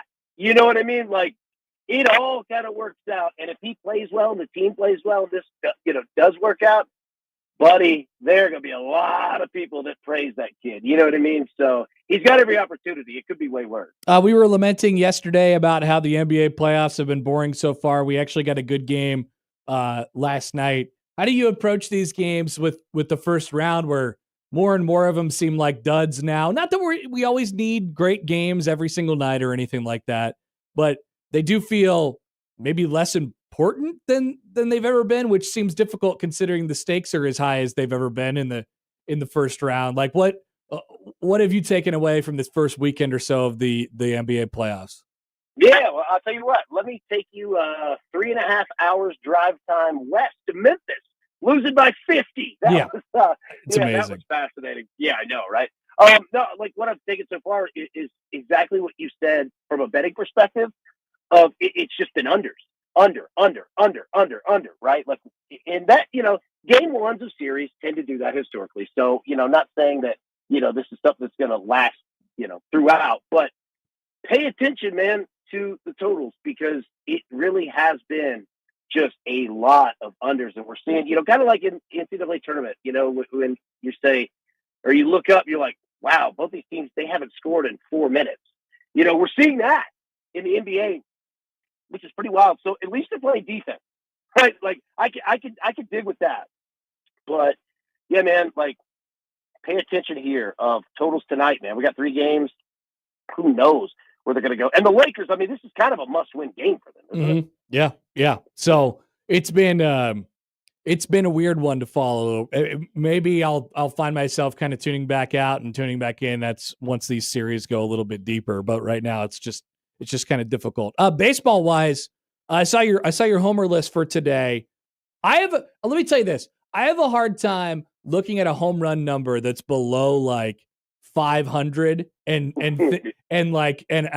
but with that being said, I mean, you got some of the top guys in the league and you can kind of count on them. I don't know. How do you view some of those really, really low numbers to hit home runs?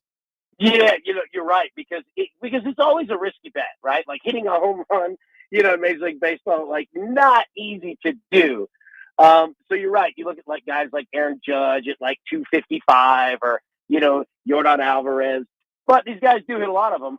But I'm with you, man. Like you start seeing like, Ellie De La Cruz at plus 700. You're like, okay, I'm in for that. Like, give me some of that one right. for sure.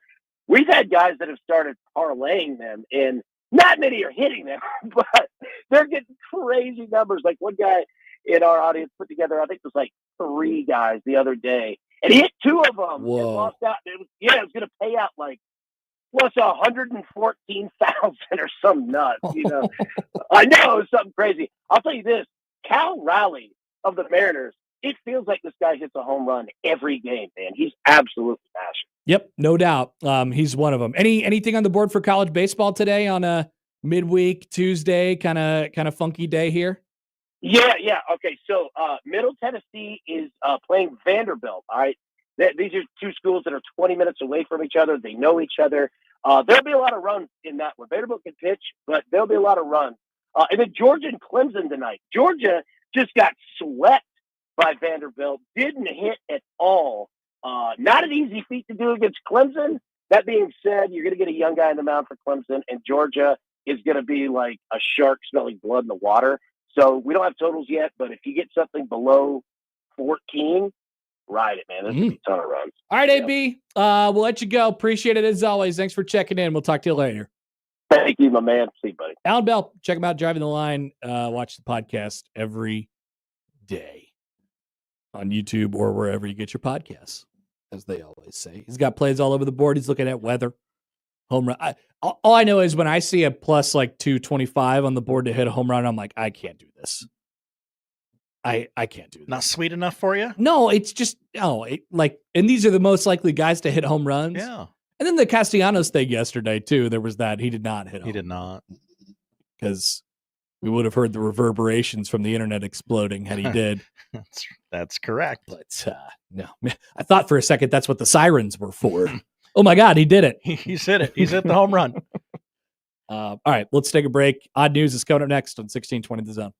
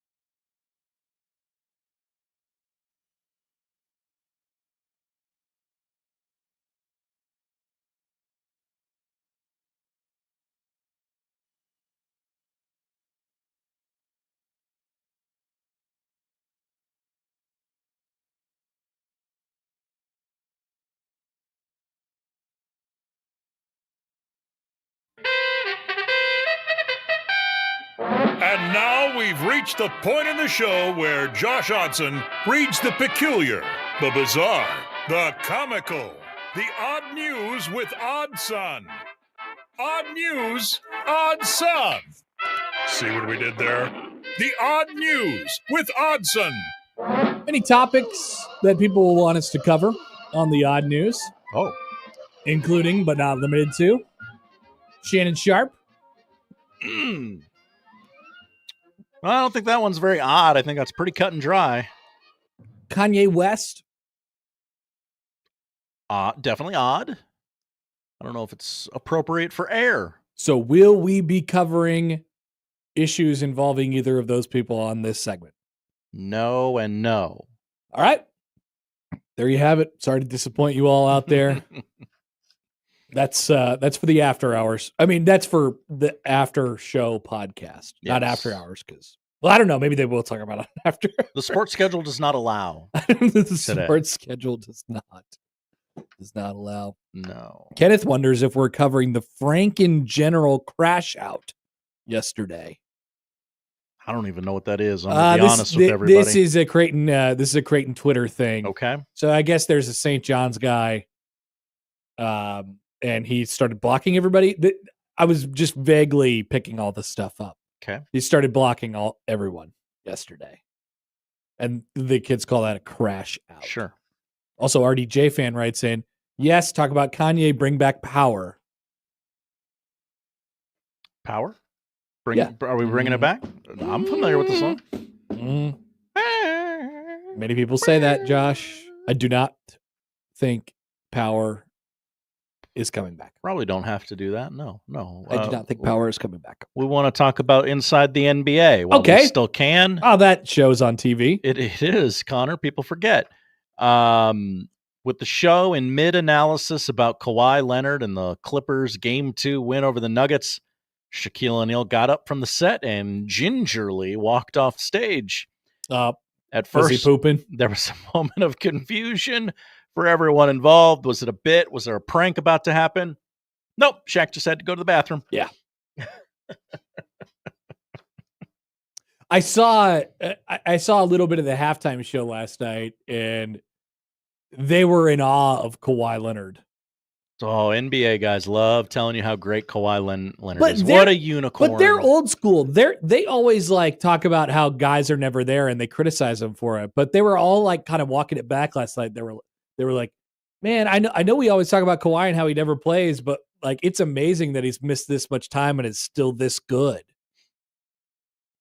Which I think is a fair take. It's not one that I wanted to hear. A lot of bullets left in that chamber. But it's a fair take. He was on one last night. He was. That's what the kids are saying. Yep. ESPN definitely on one with the 2025 NFL draft approaching. Fans of various teams hanging on every news story, every little news alert you get, every push notification. Well, they sent one yesterday of a trade between the Bills and the Bengals. This is not the National Weather Service of Omaha? This was not. Okay. And that even wasn't the National Weather Service of Omaha. That's right. The Bengals had agreed to a trade with the Bills for left tackle Cordy Glenn. Interesting move for both franchises. That happened like 7 years years ago. 7 years ago, Connor. Cordy Glenn has not played football since COVID. Wait. This is why I turn off all push notifications for everything.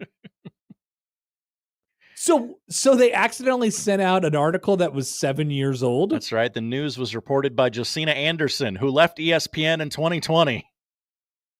But ESPN.com, nobody's really sure why or how it happened. Or they should do a release like the DCEMA. Yeah. Be like, we're trying to get a hold of the technology. We're trying to figure it out.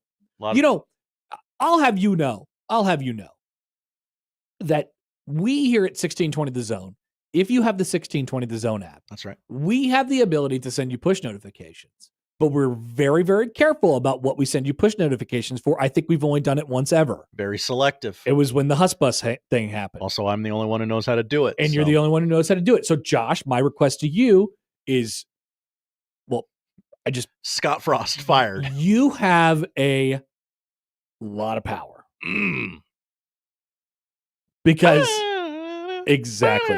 I would say that no one man should have all that power. But Josh is the only one who knows how to do it. So it's very tricky, and I want you to be very careful about what you're sending push notifications up about. You don't send out like, "Hey, we have, Michael Brunt's on the show today. Yeah. Tune in now." Shout out to Brunts.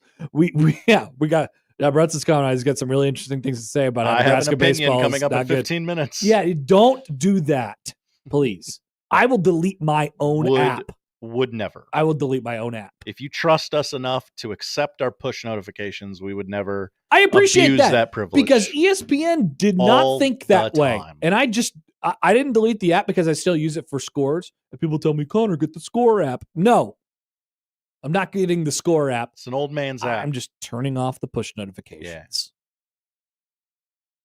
Thank you, Josh. Thank you. Hashtag thank you, Josh. Thank you, Josh. Josh needs baptism by fire writes in. Josh needs to put out a Scott Frost has been hired. Scott Frost to coach at Nebraska. That would be even funnier, actually. Good one. Hey guys, I think this is going to go really well. Okay, hang on. Sam writes in. Hi, Sam. If this were Schick and Nick, you guys would be breaking into Happer explaining that you break news judiciously with the ABC News theme and announcing that Bo Pelini had been fired. All right, hang on. There's a potential bit in here, Josh. We love bits. But how much do we love bits? I really like bits. Mm. Need people talking about us. You're right. I was listening to Schick and Nick, and they played that long bit that they did where they tricked Nick into thinking that he got a cease and desist from Dick Vitale. He was freaking out. He was losing his mind. And it was just a joke, like from upstairs. People used to do stuff like that. People used to do practical jokes and bits. Now what are we? We just play funny videos. There's an old radio bit where these guys, this morning show, got a train horn and they blew it in during their morning show. And then they okay, that was funny. And then they went to the other stations' feeds and they were recording those. So here's what it sounded like next door on the rock station. Okay, here's what it sounded like 2 doors. And it was all ah! It's kind of good. Yeah. It's not bad. I've always wanted to do that. And with nobody in the building. You're going to send out it wouldn't be that disruptive. You send out a push notification that the Pope died. The Pope died. We could do that. We could be helpful. All right. One more. Or do we is that it? I have one more. Okay. I don't love it, but we could just punt it. You want to punt it? Yeah, sure. Okay. I don't care. Joe Exotic got married again. Okay. Yeah. That's good. Thank you for the information, Josh. Send out a push notification about that one. There we go. If you want the full story, we'll send it out on the app. Back after this on 1620 The Zone.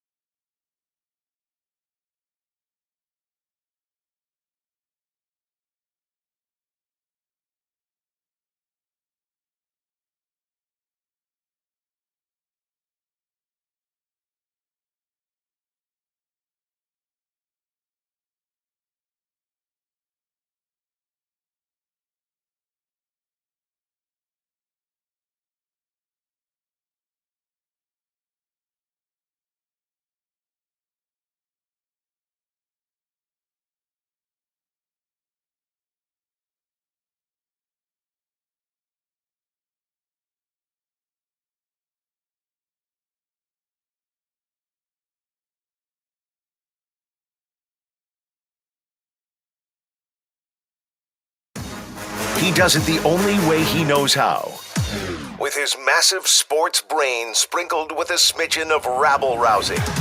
Let's get back to the Connor Happer Show on 1620 The Zone. Verbal push notification. Don't miss your chance to win $5,000 with the Mo Money giveaway. Why did I say more that way? That's because I wasn't trying to say more at all. I was trying to say Mo. M-O-W. Enter to win now at 1620thezone.com with Saul's Jewelry Loan in 1620 The Zone. That's the Mo Money giveaway. $5,000. It's a lot of money. To Mo. Or things of that nature. Mm-hmm. Or whatever you want. You like that verbal push notification? We need a sounder. But not a breaking news sounder, just like it's a verbal push notification. I don't know what the difference is. I don't know what the separation point between breaking news and verbal push notification is. But by the way, people have many ideas as to what to do in Josh's next push notification. Okay. I want to hear them. No bad ideas. We're just brainstorming. Chris says, hi, Chris. Josh should do a push notification about the Caitlin Clark thing. Whenever we get to the Caitlin Clark thing. Stib says, send out a notification / press release about me leaving the station in June of 2021. I have wanted to send out press releases in the past. Interesting. Here's one from the text line. Venmo Chris says, Josh needs to send out a push notification at the exact moment he believes every Nebraska sports season is dead. Okay. Josh has canceled Nebraska baseball. Turn into 1620 for more details. Yeah. I don't know. Might have. Look, are we looking for numbers or not? You think people tune in to hear you cancel stuff? Because from what it sounds like, people get triggered when you canceled stuff, and they're mad at you. They were chirping at me for weeks to cancel Nebraska baseball before I actually canceled them. And now you canceled them, and look what happened. They're back, folks. It's a real soft end of the season. I might be proven wrong by this one. You just might be. Some things from Matt Rule. Matt Rule? Yeah, he's speaking today, Josh. Okay. I would really like to get more on this whole media thing at the Husker games. Okay, that's where you're curious. All I've heard from the people in the media who would be the people who they would be asked to participate in this, the big dogs. Big dog. They keep talking about how they're not going to be there, or they're going to be late, or they have something to do that day. It's very interesting. All Matt Rule wants to do is make fun of people in the media. And this is a great opportunity to do so. And that's fine. We're fine with that. And I 100% support it, actually. I'd like to throw my entire support behind this. But the fact that the media is being wishy-washy about this and their participation in it it's frustrating. I would imagine that it's frustrating to Rule as well. Put your money where your mouth is, media. So maybe we'll hear more about this when the local media rejoins the show tomorrow. We have no more local media joining the show today, by the way. Sad. But we do have MLB Reaction, Overreaction coming up in about 20 minutes here. All right, so here's some quotes from the local media. Oh, that's an interesting quote. Which one? This one? From North Philly to the rodeo. I love it. No, that was not the one I was thinking of. That's Matt Rule talking about how they're going to do a rodeo roping contest at halftime. The John sponsored Cook by Memorial John Cook. Roping. Yeah. The one I found interesting was the Matt Rule giving credit to Scott Frost. Whoa. Would you like me to read it? I have it right in front of my face. Go for it. This is from Mitch Sherman, at Mitch Sherman. Nebraska coach Matt Rule on the Huskers in position to get drafted this week. Quote, very, very important to say that most of those guys were brought here by Scott Frost and his staff. End quote. God, he really knows what people are saying. Because I heard this. I heard people talk about this. And they were like, well, Rule hasn't gotten anybody drafted yet, but Rule's guys haven't really been eligible to be drafted yet. So these are all Frost guys. And I mean, it's just like a little corner of the internet or whatever it might be, or a podcast or something like that. And so he comes out right away and he's like, yeah, feel like it's important for me to mention that these are all Frost guys. And they are. He's always listening. He really is. Also from Mitch, expect 4 quarterbacks to play in the scrimmage. Not 4 quarterbacks, but 4 of them not being Dylan Raiola or Jalen Grandpa. Jalen Granddad. Grandpa can't play. Grandpa can't You play. youngsters go out there and have fun. So we're going to have Marcos Davila, TJ Lateef, Luke Longval, and Bodie Sukub quarterbacking some of that stuff. Okay. I'd like to see TJ Lateef. I don't think there is going to be anything from the football perspective that is worthwhile at all. Interesting. In my opinion. Connor hates football. But much like we were talking about with Allan, with Nico Iamaleava, there will be somebody out there who's willing to. It's not necessarily that you're willing to pay the money. It's that you're willing to take this person in. It's that you're willing to do this. So the version of this that I talk about for the spring game is somebody will have a take about it. Oh, yes. But absolutely. I say we just put a moratorium on all the takes. I say we just we blackball takes. Can we blackball takes from the media in the spring game? Maybe that's the press release we should send out asking for a moratorium on takes. At that point, we could actually have a full spring game. Mm-hmm. As long as the takes stay in your head and the takes don't get out there and the takes don't create conversation, then we could do takes. And we could probably have a full-on spring game. TJ Lateef looked good at the spring game. I think maybe he should be QB too. Any consideration to make it TJ QB too? Somebody's going to do a podcast about that, a whole podcast. And their shirt isn't going to fit. It might be me. I don't know. Somebody's going to say something about this. I thought he looked pretty good in the spring game. And then why not make him QB too? And then the take door is ajar. Mm-hmm. And all of a sudden the takes just start flying out of there like the Dementors in Harry Potter. It was the worst part of prison. The Dementors. Fremont Fred has an idea for the push notifications. Hello, Fred. Just send out a push notification that you're going to send out push notifications. Just want you all to be aware these are coming. So there's going to be 60 plays in this Husker game, so that's what they want. Okay. Sam writes in. Hi, Sam. Why are we giving away our secret 4 quarterback formation away in the scrimmage? They'll never see it coming. Unless you show it in the Husker games, and then they will see it coming. They'll know. They'll know everything. This is bad. They're not going to put this on TV, but somebody will be streaming it on Periscope, and then it'll get in the hands of Kirk Ferentz, and he'll take all this information and he'll use it to his advantage. Nick writes in. Hi, Nick. Do we think that Bigelow is a part of the media games on Saturday? There's a way to do this where it's very entertaining. Like just comes dressed in like basketball gear. I'm talking like headband and wristbands. And he really plays the heel character. Like, to my knowledge, I don't think Jacob has been asked to participate. We don't know who's been asked. Nor have I, for the record. Yeah, you're Connor bleeping Happer. No. But I don't go to the things anymore. Oh. I don't go. So that's why I was pulling for McMaster this morning. I don't know how that guy doesn't have an invite. They need bodies at this point. We get all the wishy-washy regulars who are just like, oh, I don't know. I have a thing that I have to go to that day. We have to record an emergency pod. It's just a really, really busy day. And so they're just wishy-washy about showing up in the first place.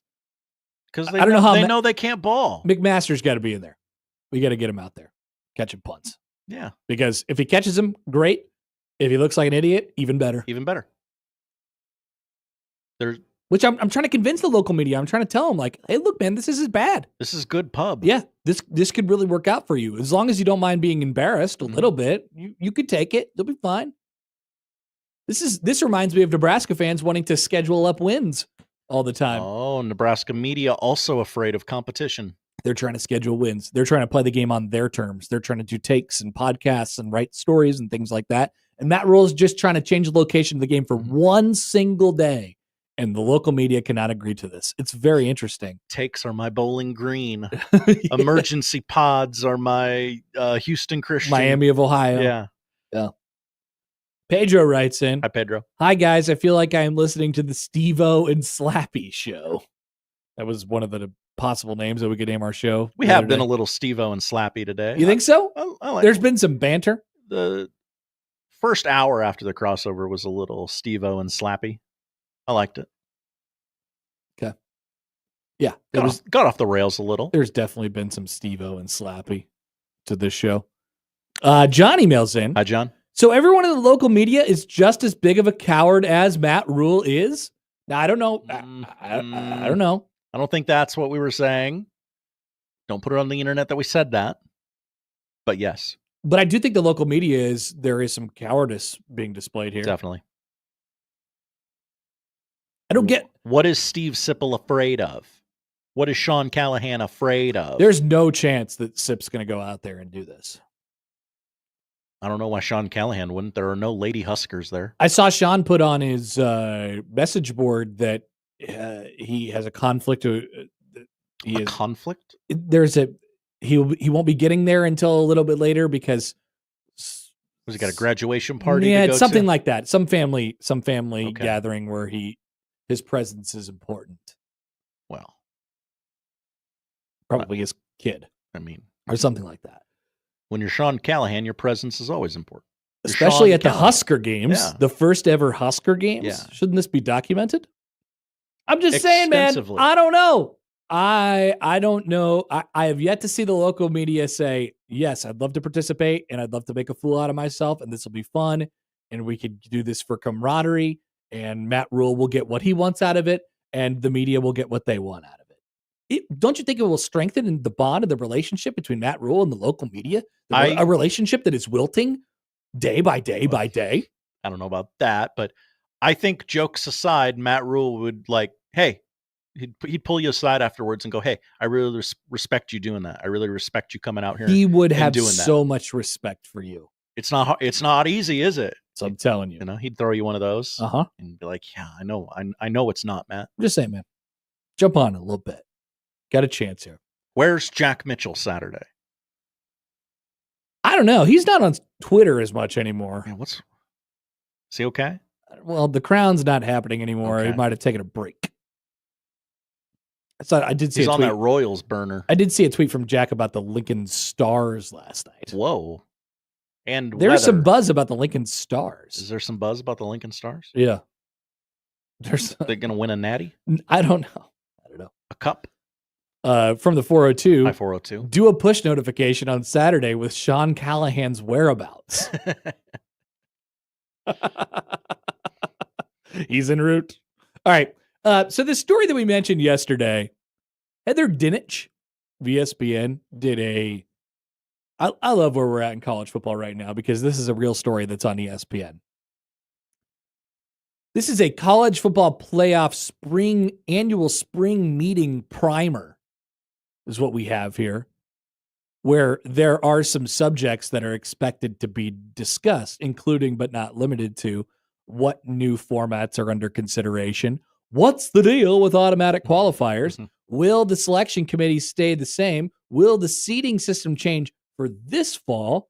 And then what's the timeline to answer all of these questions? All of which Heather Dinich addressed yesterday in the in this story. So the part that made some headlines, I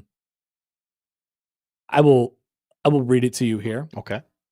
in the what formats are under consideration part, the current 12-team model and another 14-team model that includes guaranteed spots for the Big Ten, 4, the SEC, 4, the ACC, 2, the Big 12, 2, and the Group of 5, 1, the, of course, classic 4-4-2-2-1, and then plus 1 with Notre Dame classic format, have gained the most publicity, but multiple sources have indicated that some commissioners would like the CFP to present other options this week. It's also possible other league leaders could come to the table with ideas, as there is both private and public resistance to the idea of leagues having guaranteed spots to the postseason before the games are even played.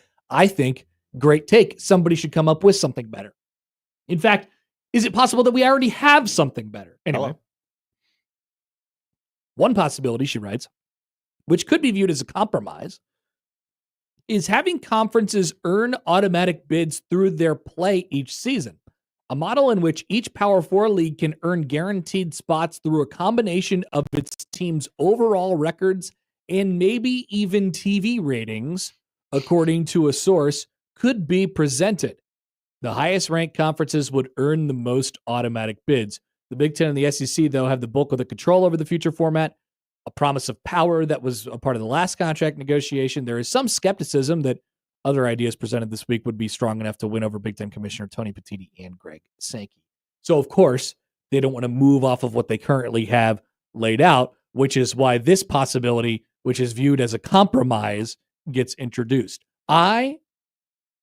So basically, the takeaway from this is this: the Big Ten and the SEC have so much power, and they are throwing their weight on everything as it pertains to the college football. They're throwing their weight around like crazy on everything as it pertains to the college football playoff, and they're coming for it all. And so the other leagues are trying to figure out ways to, you can't really stop them anymore. This is the sense that I'm getting. You can't really stop the train, but you can mitigate the damage. Denzel Washington. Yes. That one movie, Train. What was it called? Unstoppable. Unstoppable. I love that movie. Good movie. You knew the train wasn't going to be stopped. It was unstoppable. But it's right there in the title of the film. Whichever town it was going to plow through, you could mitigate the damage. And that's what other schools and other conferences are trying to do right now that aren't in the SEC or the Big Ten. And one of the compromised ideas that they've thrown out there is, okay, what if we gave you your automatic spots, but there were some qualifiers and clarification points, and one of them had to do with, I guess, TV ratings. Like, I'm just throwing anything at the wall at this point. I read this again last night, and I could not believe this saw the light of day. We are just okay. And by we, I mean the college football world, not fans. I mean, like people that are inside the sport, conference commissioners, athletic directors. It feels to me that the power is so far gone. It's so far shifted to the Big Ten and the SEC that ideas like this are being thrown out there. You remember that, Josh? Did you ever watch The Newsroom? Yeah, a little bit. So on that show, they had on one of the episodes, whatever. They had an environmental, somebody from the EPA. It was supposed to be from the EPA on, or something like that. And the guy ended up being the guy who played Toby Flenderson in The Office. So he showed up and he does this interview, and the context of the interview is, hey, our planet isn't, coincidentally, today is Earth Day, right? Yeah. Our planet is in dire straits. We have problems. But he went on the air and he was like, well, there's nothing we can do. We could have done something 50 years ago. Okay, I follow. We could have done something 50 years ago, 25 years ago, and then, taken some serious measures to make the planet a habitable place. Mm-hmm. And we didn't. So now it is a lost cause. Our planet will explode, or whatever the thing was. It was a very disheartening interview. Whatever, it panicked people, and this is that. Just with the college football playoff, we could have done something. Could have helped you 15 years ago. But now I'm afraid that whatever mitigating things that we throw, whatever roadblocks we put out there for the Big Ten and the SEC to not steamroll their way like an unstoppable train conducted by Denzel Washington through to destroy these small towns along the railroads, whatever roadblocks we throw out there, they won't work. They'll just blast right through it. That is the stage that we're at right now in college football. The SEC and the Big Ten will unashamedly, and I thought more of these people. I thought at some point they must be thinking about the greater good of the sport, right? They must have something in their heart to not want to come and take everything. But I was wrong. Everything is gone. College football, as you do it, is absolutely dead. I feel like we really got from, hey, let's have a playoff to... They're going to get whatever the hell they want. Yeah. We got there really quick. They are going to get whatever they want. Mm-hmm. And they're not going to apparently apologize for it. And they're not going to care about the college football ecosystem. I thought that there was a chance that somebody would open their eyes at some point and say, God, you know what? Like, this is actually, all of us kind of being in these weird places and living on these unstable grounds and like you existing so I can exist in this way, or this conference existing so I can exist in the way that I do. You would think that somebody would open their eyes and take a look around and they would say, damn, that's kind of what makes it good, right? Mm-hmm. I like that. We should try to keep that. That's the soul of college football. Nobody said that. Yeah.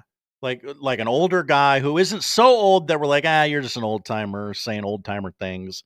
But, because you need a little distinguishment, you need a little clout for your words to carry meaning, right? But nobody ever really said, excuse me, have we thought of this? Have we really thought of this? Or as long term? Or as we've seen now, maybe they are now saying something and they are now pushing back the Group of Five conferences and the non-Big Ten SEC conferences, but it's too late. The trains have already plowed through the towns. Denzel is dead. Toby's already... He's done the interview with Jeff Daniels. Toby's taking weird pictures with your wife. It's over. It's over. That's what I took from this. So sorry to disappoint you today, but this is day 2 in a row. College football sucks. I read this and I'm like, this got out in the public. Someone said this in real life. This is a last-ditch effort to try to not have 100% of the power of the Big Ten in the SEC's hands, and it ain't going that way. It's over. So they, and they alone, Tony Petitti right now and Greg Sankey right now, they and they alone will be the sole decision makers on whatever godforsaken thing happens to this sport next. So when anything happens, you blame them. The blood is squarely on their hands. And I'm talking about the football part. I'm not talking about the like the NCAA stuff. The players getting paid and whatever. No, not that stuff. I'm talking about I'm talking about the football stuff. How champion is decided and rules, things like that. Minor things like that. Mustache Adam writes in. Hi, Mustache Adam. No two conferences should have all that power. Just keeps coming back up in everything we're discussing today. That's odd. Mm-hmm. I think it's odd. Oh, what a day for it. What a day for it. Coming up next, it's time for MLB reaction, overreaction. With even, as Nick would say, a slice of college baseball. Whoa. TM. Gimmick infringement? Next on 1620 The Zone.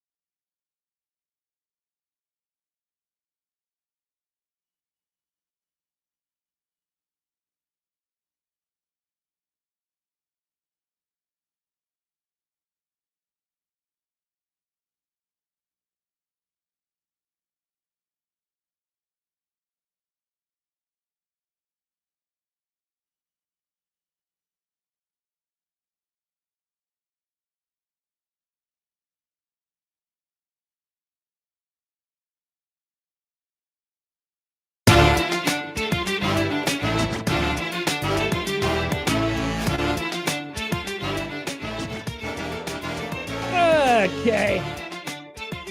MLB reaction, overreaction. Josh, let's do it. These writers, they know baseball. They know ball. They know what they're talking about, and they're gonna just ask them. They'll tell you. They are kind of cocky, aren't they? Cocky sons of guns. You go up to it, it's like, what are you talking about? We got the questions. It's up for you to decide whether they're good takes or not. We got the takes. Yeah. All right, let's do it. Okay. Let's do that. Oh, I'm not. Okay. Those writers. Internal monologue, Josh. The writers didn't hand you me the closed out the tab. That's Enough not out of true. you. Not true, Connor. I never opened it. Wow. There we go. Take number 1. The Chicago Cubs will continue to have the best offense in baseball. Well, they have it right now. And weirdly, I look up and I'm watching the Chicago Cubs on television right now with a giant scorebook at the bottom of the screen on MLB Network. I look up and down their lineup. Watching an old game. Oh. This is this is not happening right now. This is Friday's game where they this is the 11-10 game. Yeah. Wow, its you entirety. could have fooled me. I just figured day baseball was on. Is there any day baseball today? No, that's why this game is on. What? Where's Brian Kenny doing steamer takes? Yeah, I need Brian Kenny telling me that Ronald Acuna Jr. isn't a star and is kind of a malcontent because of the color of his skin. What's up with the whole him and Kelnick deal? I mean, yeah, Snitker should have benched him. Okay. All right. Sneak a take in there. So weirdly, I look up and down their lineup, and there are some guys who are actually like underperforming. Dansby Swanson is not doing anything at the moment. Ian Happ is not really doing much either. And so if this makes sense, I think they'll probably come back down to earth they got some guys who are not supposed to be doing what they're doing right now. That's how baseball works, right? You look at it over a 20-game stretch or a 25-game stretch compared to a 162-game stretch. And usually if a guy's hitting, 350 over a 25-game stretch and he's a career 245 hitter, it's going to be closer to 245. But, and they got some young guys who are really performing right now.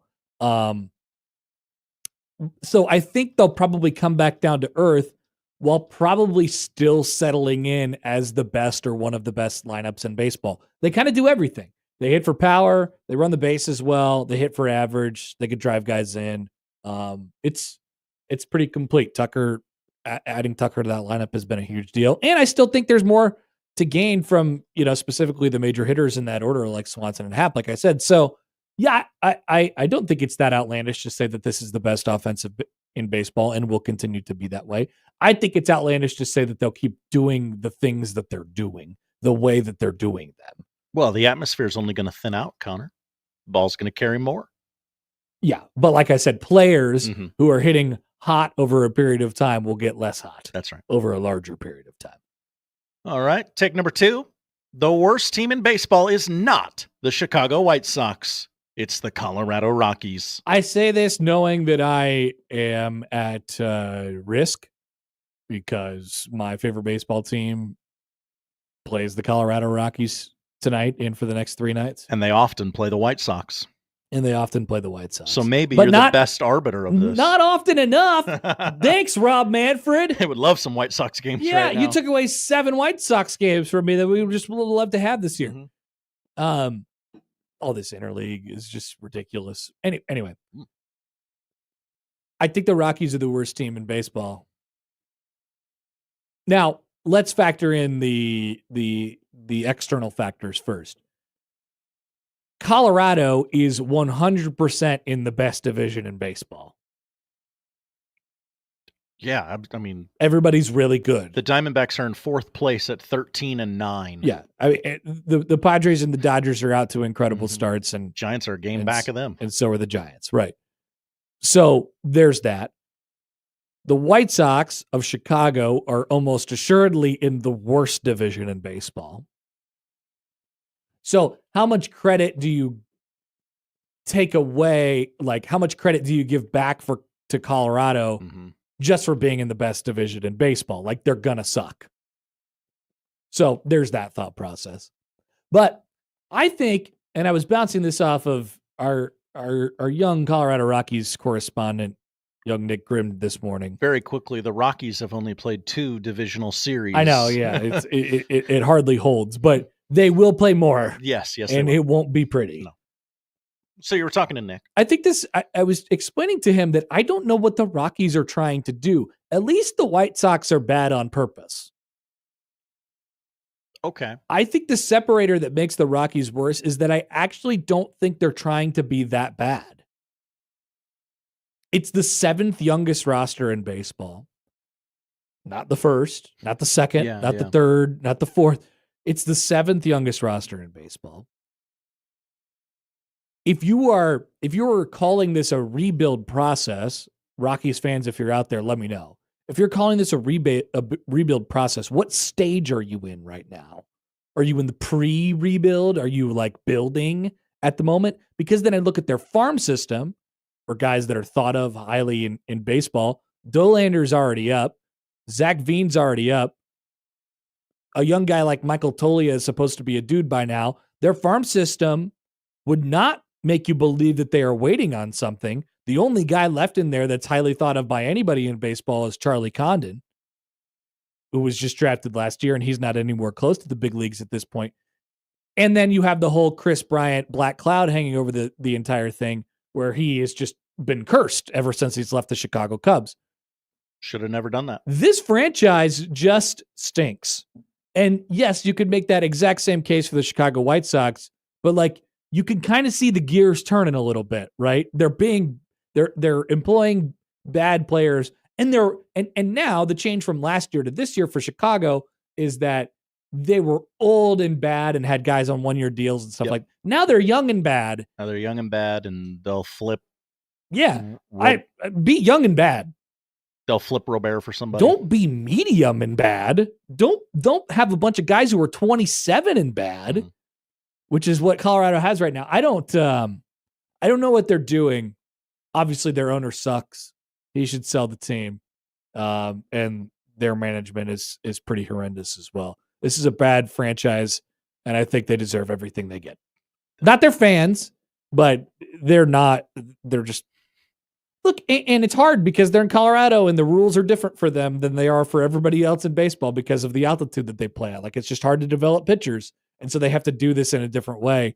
It's almost like it's kind of a franchise that is just cursed to never have any success. I hope you enjoyed Rocktober in 2007 because it's never coming back. Goodbye. They're 4-17. They're 4-17. They've won 1 singular road game. Yep. That's on the road where they're supposed to win more because they're the Rockies. Because of the gravity in the earth. Yeah. Take number 3.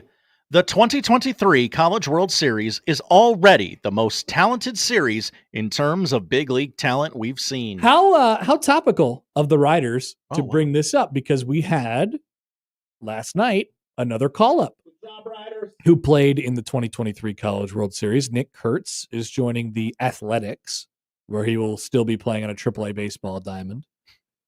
Sad.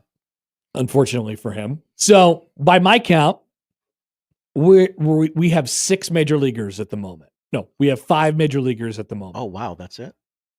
I mean, that's it. It was less than 2 years ago. Yes, but it just feels like there's so much. It feels like we're always talking about somebody from that series. Rhett Lauder, Wyatt Langford, Chase Dolander, Dylan Cruz, and Paul Skeens are all in the major leagues. One's a Cy Young candidate. The other, did Wyatt Langford win the Rookie of the Year last year? I'm pretty sure he did. All these guys are good. They're highly thought of players, whether it's in their organization or in baseball. You think about some more guys who are coming. Hurston Waldrop, who you know about, Josh. I do know about. He was a 2023 College World Series guy. Mm-hmm. Jack Caglione, ever heard of him? I have. And he stayed at Florida for another year. Brandon Sproat, another Florida guy from that year. Kyle Teal's in AAA right now. Brock Jones is in AAA right now. Christian Moore, who just left Tennessee last year. Drew Beam in the Royals organization. Chase Burns, who throws 1,000,000 miles an hour. Trey Morgan is in AAA right now from LSU. There will be more major leaguers soon. Luis Gil won the Luis AL. Gil. Luis Gil. Gil. Luis Gil. Sorry, I'm an American. I'm going to hit that G. Yes. You shouldn't, though. I know. I understand. Luis Gil won the AL Rookie of the Year last year, not Wyatt Langford. But Wyatt Langford's awesome. And he hit one off of that big concession stand out there during the College World Series. I mean, like, without really thinking about it much, I can't really, so I can't really answer this question because I have no, it would just be hard. It'd be hard to actually find the answer to this question. But I don't know, 5 major leaguers already in 2 years, less than 2 years. And a couple of those guys were still in college for another year. Mm-hmm. I mean, that's kind of crazy to think about already. And we already thought at the time that it was really talented. And so, you know, you look up and down the first round for the 2023 draft and you're like, wow, they were all playing in college. They were all playing in Omaha. And so, yeah, I think we'll look back on it even more fondly in like 10 years and say, holy crap. Up and down everyone's lineup, there was a guy. So we have different jobs during the College World Series. You're milling about looking for dignitaries to interview, and I'm at the Village, you know, and You look for dignitaries to interview. Generally, I pack up and go home once that second game starts. Long day. I'm going to go home. I'm going to go play ball with my kid or something, you know. That was the series where I'm like, honey, we should probably watch this. I have to be here. Yeah. I have to watch these games. And I told her when that series started, there is probably a game where we're going to see Skeens versus Louder. And we did. And I'm going to go. It was one of the more memorable College World Series games that I've ever seen. A walk-off by Tommy Tanks in extra innings, right? If I'm not mistaken. Yeah. And those two both shoved. Yeah. Yeah. Like I told her when the series started, this is going to happen. And when it happens, I'm going to tell you, Daddy ain't coming home tonight. Paul Skeens was in Major League Baseball 10 months later. Yeah. Rhett Louder is up now. Mm-hmm. Yeah. That was pretty special. Yeah. Okay. That's all. I think it was. Thank you, Riders. Higher on the panic meter, the Baltimore Orioles or the Kansas City Royals? Oh, they're the exact opposite reason they're on the panic meter. So, but they're both on the panic meter. Yeah, let's give them their situations here. So for the Orioles, maybe I'll throw you a little trivia in here that you might not know about either. Oh, okay. So they're very injured. I did not know that, actually. Oh, they're extremely injured. Okay. Zach Eflin, Grayson Rodriguez, Kyle Bradish are all out at the moment. That's 3/5 of their starting rotation. That explains a little bit. So they're currently rolling with an old-timers rotation of a man familiar to you by the name of Charlie Morton. Charlie Morton. Kyle Gibson, who's familiar to me because he pitched against the Royals 100 times back in the days when you would play the same team in your division 19 times as a member of the Minnesota Twins. Those were the days. Let me tell you about somebody that you might not know about. 35-year-old Japanese pitcher Tomoyuki Sagano. Have you ever heard of Tomoyuki Sagano? I don't believe so. He is pitching in the big leagues for the first time this year, and he's doing so as a member of the Baltimore Orioles. 35 years old, he has spent the last 12 seasons as a member of the Yomiuri Giants. Wow. And just now has come over to Major League Baseball, where he's found a spot in the rotation for the very injured Baltimore Orioles. He leads the team in ERA and wins. Yep. He's 35 years old. If we threw a lot at you just there, let me simplify it for you. The last time the Baltimore Orioles played a baseball game, they lost 24-2. Yeah, it wasn't good. To the Reds. It was not good. It's been bad for them this year, but there is a way back. They're getting healthier. A couple of the guys that I mentioned will be coming back soon. Sandy Alcantara. With that being said, wait, what about Sandy Alcantara? Trade for him. Oh, okay, yeah, you could go out and get a guy like that. I don't know what they got. Well, they probably still have a pretty good minor league system. But there's a path there's a path there for them. The panic meter still registers, though. Now let's evaluate the Kansas City situation. Nobody's hitting. Oh, Connor, nobody's hitting? Just Bobby Witt Jr., actually. Literally just Bobby Witt Jr. The Kansas City Royals employ an outfield of God knows who, and Hunter Renfroe on a nightly basis, and I get triggered every single time. Oh my God, Mark Canha is back to save us. MJ Melendez has spent the last entire calendar year hitting 150 in the middle to bottom of the Royals lineup, playing every single day in left field, and he just kept doing it. Kyle Isbell has never hit in his life, and he continues to man center field every single day. And Royals have lost 8 of 10. They have a surplus of infielders. What do we do with Michael Massey, Jonathan India, and Michael Garcia? Why don't we try one of them out in left field? Jonathan India, will put him out there. Turns out he's not very good at it. He's more comfortable at second base. Michael Garcia, he's really good at third base. Can we put him in center field? He's a pretty good athlete. It doesn't. They didn't do anything this offseason in the outfield. Salvador Perez is not hitting right now. Vinny Pasquantino is not hitting right now. Nobody is hitting right now. Outside of really Michael Garcia and Bobby Witt Jr. And what's your solution to that? There's no getting healthy. There's no reinforcements on the way. Jack Caglione won't fix all of this, Josh. That's right. Could I offer maybe not a solution, but maybe something that might help? Sure. The AL Central is ass. Yeah. And they'll rebound. They'll hit at some point. But better to go through it now than in September and October, right, Connor? When you go into, I mean, they're a team that made the playoffs last year and has their sights set on more and getting back to that point this year. But when you go into the playoffs and your outfield is some combination of MJ Melendez, Kyle Isbell, and Hunter Renfroe, and Mark Canha, it's not. There's a reason why the Yankees always beat the crap out of them. It's because they have one of the best dudes in the game, plus a couple more guys who are pretty good. It's not Giancarlo's fault. The Royals have one of the best players in the game, and the other guys need to pick it up right now. All right, let's go to the this is not the baseball savant corner. We're going to call this the StatCast corner today. StatCast. Mike Trout. Bust. Mike, no. Not a bust Trout. He's busting the seams off the baseball. He indeed is. My boy is hitting right now. So I'm sure he'll continue this for the next 162 games. StatCast went back and looked at his home run from the other night, which originally, according to the initial data that they got, was like 435 feet. And then I saw it go, and I go, that's not 435 feet. They've done an update. It went 484 feet. Goo. This is the longest home run in baseball since the start of last season. Mike Trout in the StatCast era since 2015 now has 8 home runs of over 470 feet. Second, 2.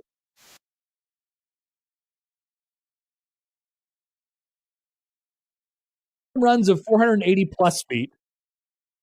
Also, tie Mr. It's not Giancarlo's fault. And Nomar Mazara, who was known for striking out every time or hitting 500-foot home runs. Nomar in his career. Not that Nomar. Oh, sorry. Not that Nomar. That's StatCast corner, Josh. I like StatCast corner. That's shout out to Sarah Langs who had that today. She's slanging them things. All right, we'll be back. Run at the hour next on 1620 The Zone. The Connor Happer Show. Follow us on Twitter @Happer Show for all the latest news and views. We may even say something interesting once in a while. Unlikely. Really, guys?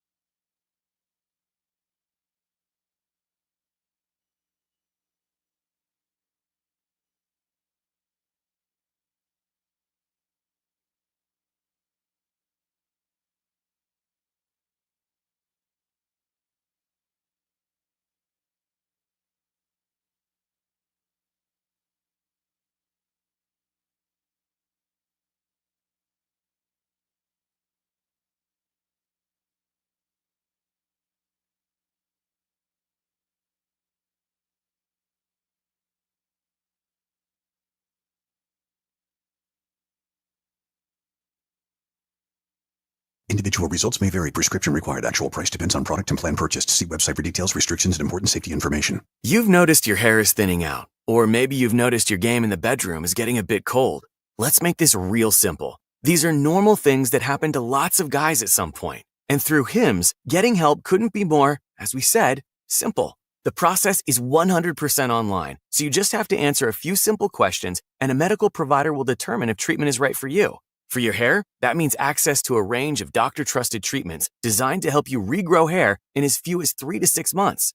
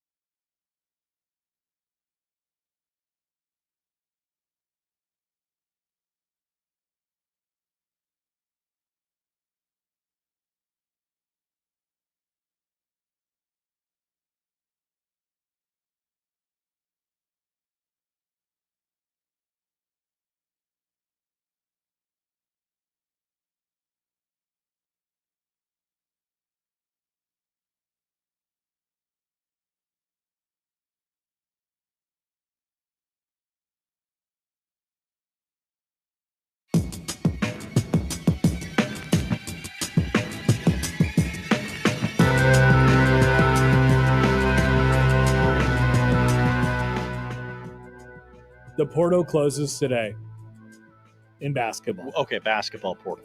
The football portal closes on Thursday? Probably shouldn't have those running concurrently. Why not? Twice the fun. It's confusing.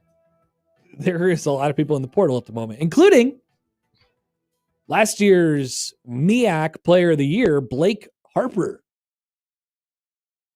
who trimmed his list, according to League Ready, the source of all things like this, who told them last night he has trimmed his list to 4. Here are the things that Blake Harper, the MEAC Player of the Year, freshman last year at Howard, is considering doing next year. Number 1, play basketball at LSU. This is in no order. Many people have taken a bag to play at LSU. That's true. One of the greatest of all time, Ben Simmons, did that. That's right. Remember when he played basketball? Number 1, play at LSU. Number 2, play at Ohio State. Always involved in kids like this, right? Number 3, play at Creighton. Creighton. LSU, Ohio State, Creighton. Many people are saying that those schools have had a lot in common for years. Which one of these things is not like the other? Oh, no, I have another one. Oh.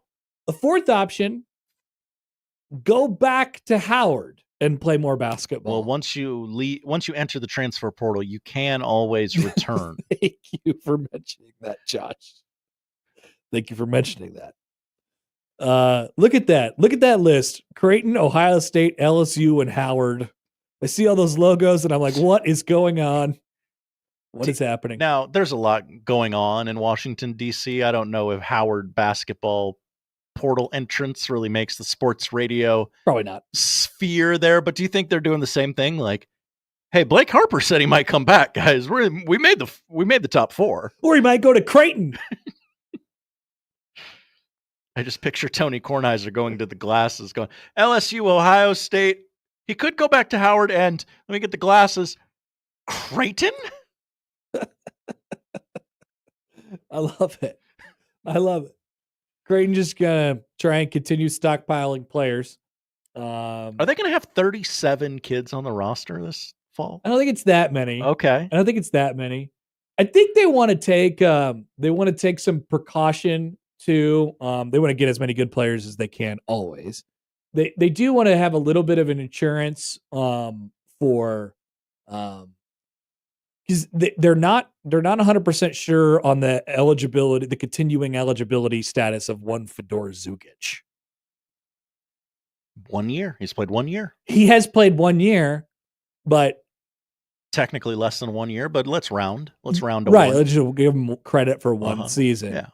I don't think that I don't know there to be any concern, but maybe it was a situation last year where it was like, okay, we have, we get this waiver, the ability for you to be eligible, but the waiver is just the waiver. It's not a blanket eligibility like ruling for Fedor.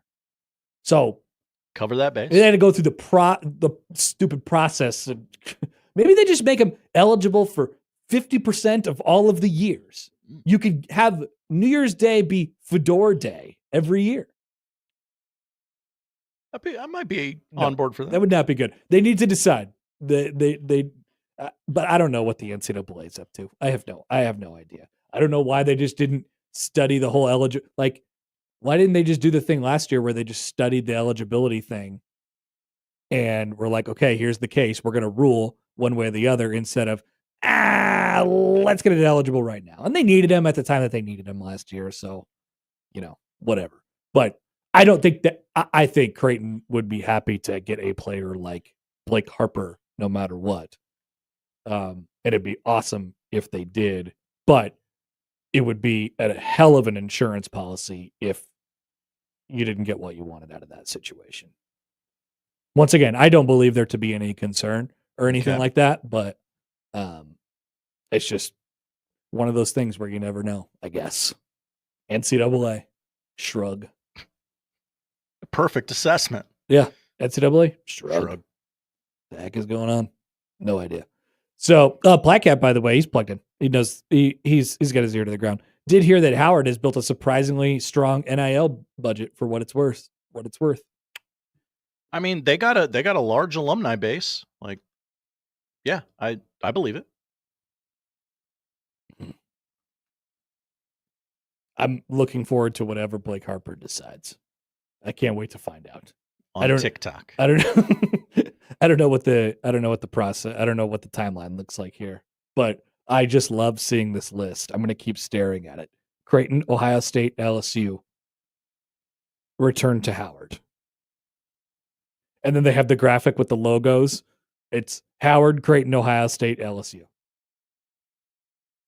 So is that a ranking of some we kind? can really get the football money. Yeah. The football money schools compared to the Big East, big basketball, the rich people school. Big East is the elitist conference now.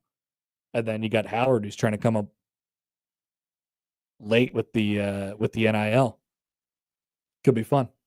I don't know. I have no sense of what's going to happen in that situation other than the visit was good last week. But I've never known a visit to be bad. Yeah, has anyone come? It was a bad visit. It didn't go well. I hated it. John emails in. Hi, John. Creighton has a player that was literally a professional before he came to Creighton. Why wouldn't players that have exhausted their eligibility go into the portal? Eligibility means nothing. A fair point. Very fair. A fair point. A fair point. All right. We'll be back. 1 o'clock hour. Vibe check. Still haven't done that yet. And plenty more to come on 1620 The Zone.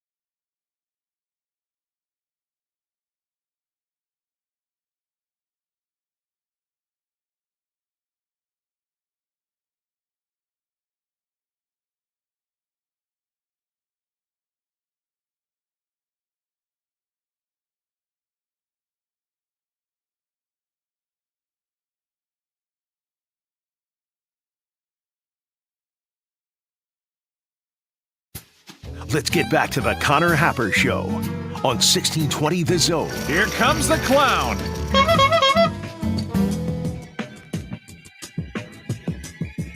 All right, let's take you live to a take from Mr. Tight Shirt. Oh, this has got to be Josh Pate. You got it. Pate. You got it. It's Pate. I don't think it's Pate. It could be Pate. I don't think it's Pate. So his takes are Pate. Here, one of the things that is happening this week with the NFL draft going on is people are saying their opinions on the movie Draft Day with Kevin Costner. Oh God, that's right. Yeah. Josh, I mean, quickly, would you like to share yours? The movie sucks. But it should have never been a movie in the first place because that's a terrible premise so for a movie. You're just totally out. Got it. Yeah. Here's Josh Pate's take. Okay. Football people who hate on draft day are like meteorologists who hated on Twister because atmospheric kinetic profiles were inconsistent with the volume of tornadoes. Just sit back and enjoy the ride. Yep, that's definitely how Josh Pate talks in his day-to-day life.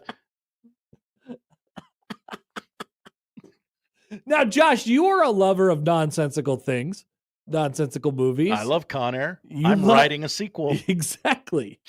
You're writing a screenplay for a second one. Why don't you just listen to Josh Pate's advice? Draft day, here it is. You don't have to think about it. None of this is real. I know. Just sit back and enjoy the ride. We do hold us sports people, we do hold our sports movies to a high standard. We would like them to be and realistic. Yeah. And we should. It's part of the reason I really have a great appreciation for those kids movies. So they got the baseball right. They looked like they were playing baseball. Mm-hmm. Rookie of the year, right? It was the Cubs. It was Wrigley Field, and Little Big League. Shout out Billy Haywood. Little Big League. They were really playing in the Metrodome. They were really the Twins. They were playing against the Yankees or the White Sox or whoever it was. Just pay for the rights. You're going to be happy you did. Yeah.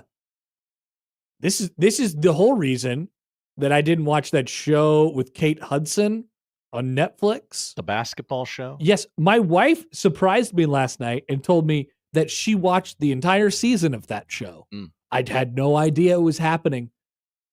She asked a while ago, she was like, do you want to watch this show with me? Like, are you good? If I watch it, will you watch it? Your wife tried to bond with you and you said no. I said, no, absolutely not. I'm not watching that show. And then she went on to watch it. And her complaint was the same as mine. You didn't get the basketball right. You didn't get the sports right. She's managing a fake team, fake people in fake situations. Sad. We hold our sports movies to a high standard. Sorry, Josh Pate, we just do.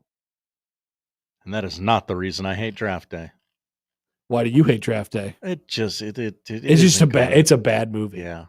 But it's not bad on purpose. You like movies that are bad on purpose. Right.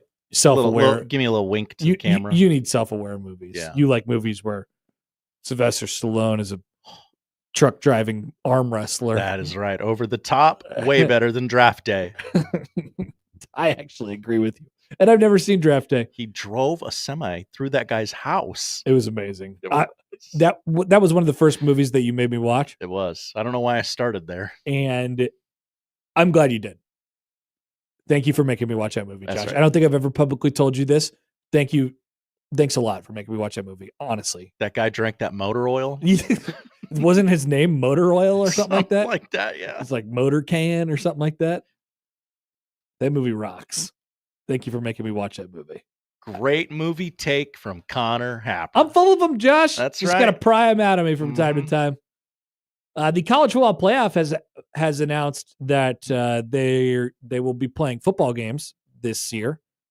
Oh, we will be doing the college football playoff. Yes, they have announced times for these games.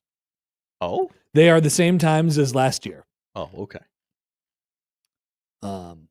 So the quarterfinals, not the on-campus. No, yes, not the on-campus games. The quarterfinals will be New Year's Eve and then a full slate on New Year's Day, starting with the New Year's Eve one goes to the Cotton Bowl this year. The New Year's Day is Orange Bowl at 11. God, that Orange Bowl should be at night. It absolutely should. Wow. Rose Bowl at 3, obviously. They're staying there forever. As God intended. Sugar Bowl at 7. Only one of them gets to be the night game. Yeah. I vote it's the one that's outside. Yeah. Don't you want that aesthetic? Because the Sugar Bowl can look like it's nighttime at any time of day. I think the Sugar Bowl should be the first game on New Year's Day.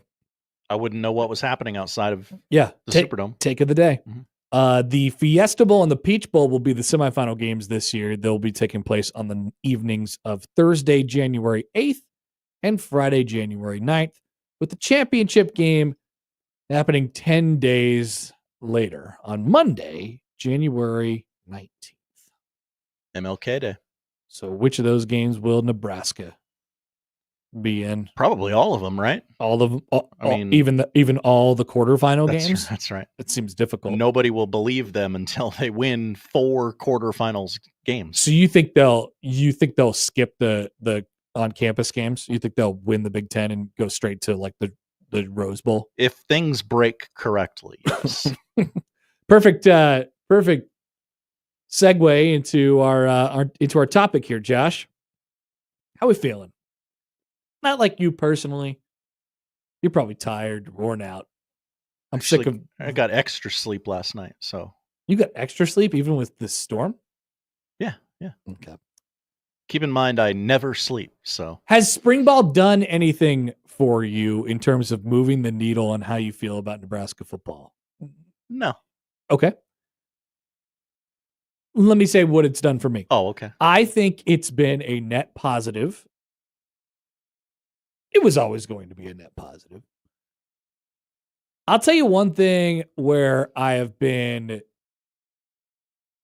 appeased, I would say. I've had some questions I think answered for me in a positive way. I like what I hear around Nebraska's offensive line.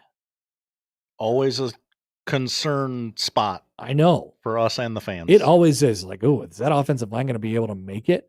Remember the talking point going into the spring? It was, well, they have so many guys beat up and who knows who's even going to participate and what is this? And that's the whole reason why they're canceling the spring game, because they only have 4 offensive linemen that they're going to be able to put out there. And how are you going to be able to practice and all that stuff?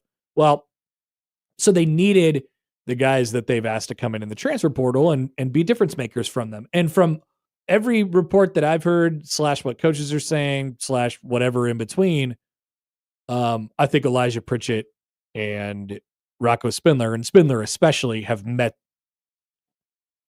the bill on that one. They have come through. So I feel confident about that. I really like Justin Evans at center. I was waiting for them to say that. He knew a long time ago, and then we just found out last week when he talked. He's like, yeah, I kind of knew that at the beginning. I was always going to be the center after Ben Scott left. Like, okay, thank you, Justin. Appreciate that. Thank you for telling us now. And then you can really get creative with how you fill in those other 2 spots.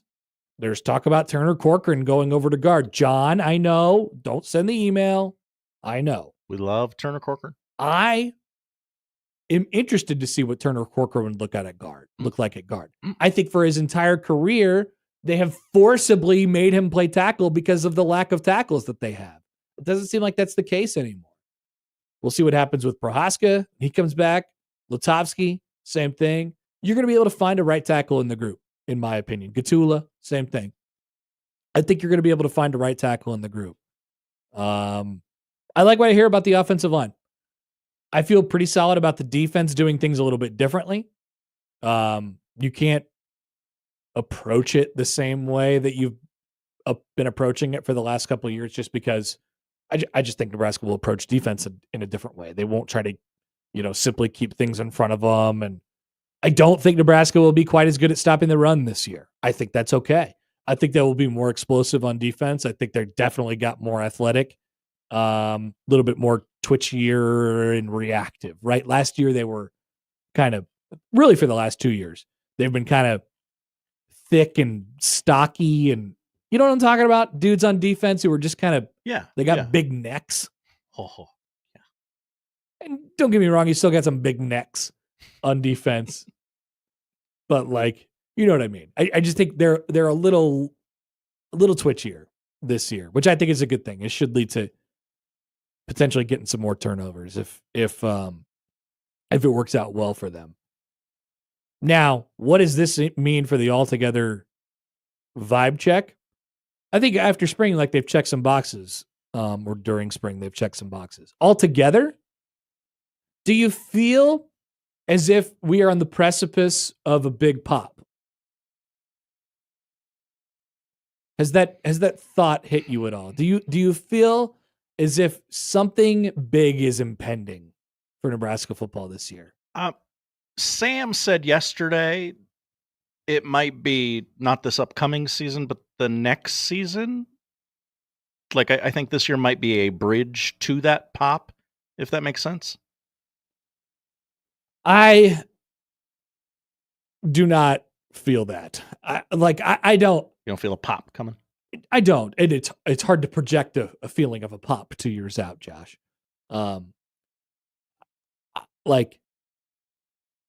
I don't know that I'm sitting here now and be like, there's a real world where this really breaks through this year. I don't see. I don't know what that would look like. I don't see that there's enough like variables to that change over from a year ago where obviously like I think the offense is going to be better and Dylan Raiola is a year further along in his progression. And he's 10 steps ahead of where he was last year. Of course he is. According to Matt Rule. Of course he is.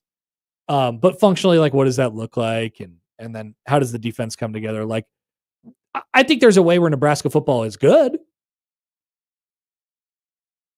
I also think there's a way that that it pops in a bad way too.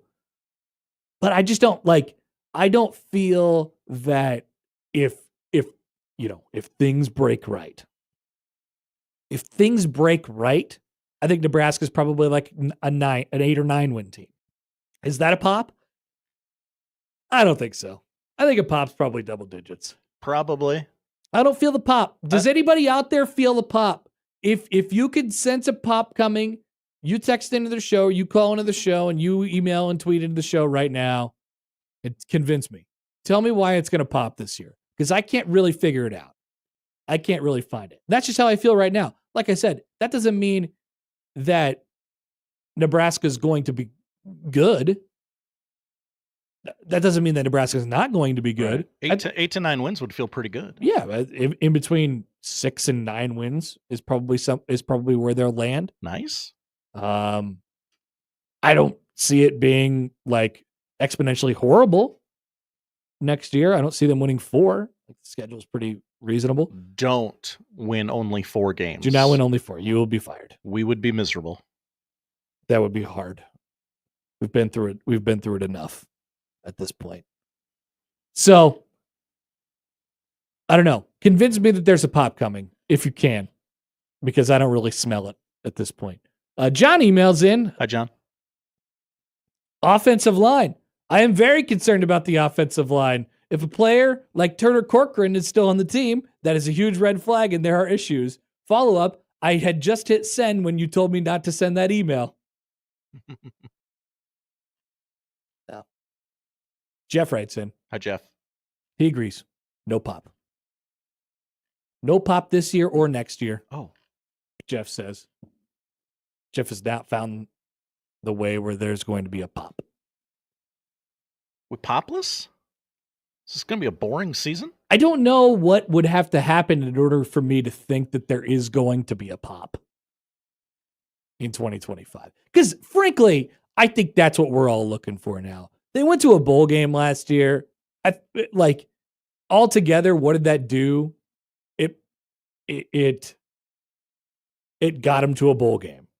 You know what I mean? Not much more than that. It wasn't like, oh my God, they got to a bowl game. Finally, that was the stepping stone that they needed to jump to this next part. Like, I think we were all, and we said this many times throughout the last decade when Nebraska was sitting below 5 and 6 wins. Like, the next step is the hard one. Getting back to 6 should happen. And it did. Credit to Matt Rule. It happened. But the next one is the hard one. The next one is jumping up to the next level. The we're competing for divisions, RIP, back when divisions existed. And basically now it's, college football playoff spots. That's what we're talking about, especially considering that there's going to be 100 of them for Big Ten teams. That's right. Apparently. Might as well get one of those. So that's the next step. That's ultimately where Nebraska has to go, I think, in order for you to say at the end of the season, oh my God, that was a real pop season. it happened. I don't think like it's as excited as people would be to say that they won 8 games. What does that do for you in this day and age, in this economy, Josh? Nothing. Yeah. Nothing. Is it really that much different than what you did last year? No. We have been, I admit that we have become singularly focused on the stupid playoff thing, and it's probably not good for people. But, I mean, in my mind, that's the next step. Do I feel that coming this year? I don't.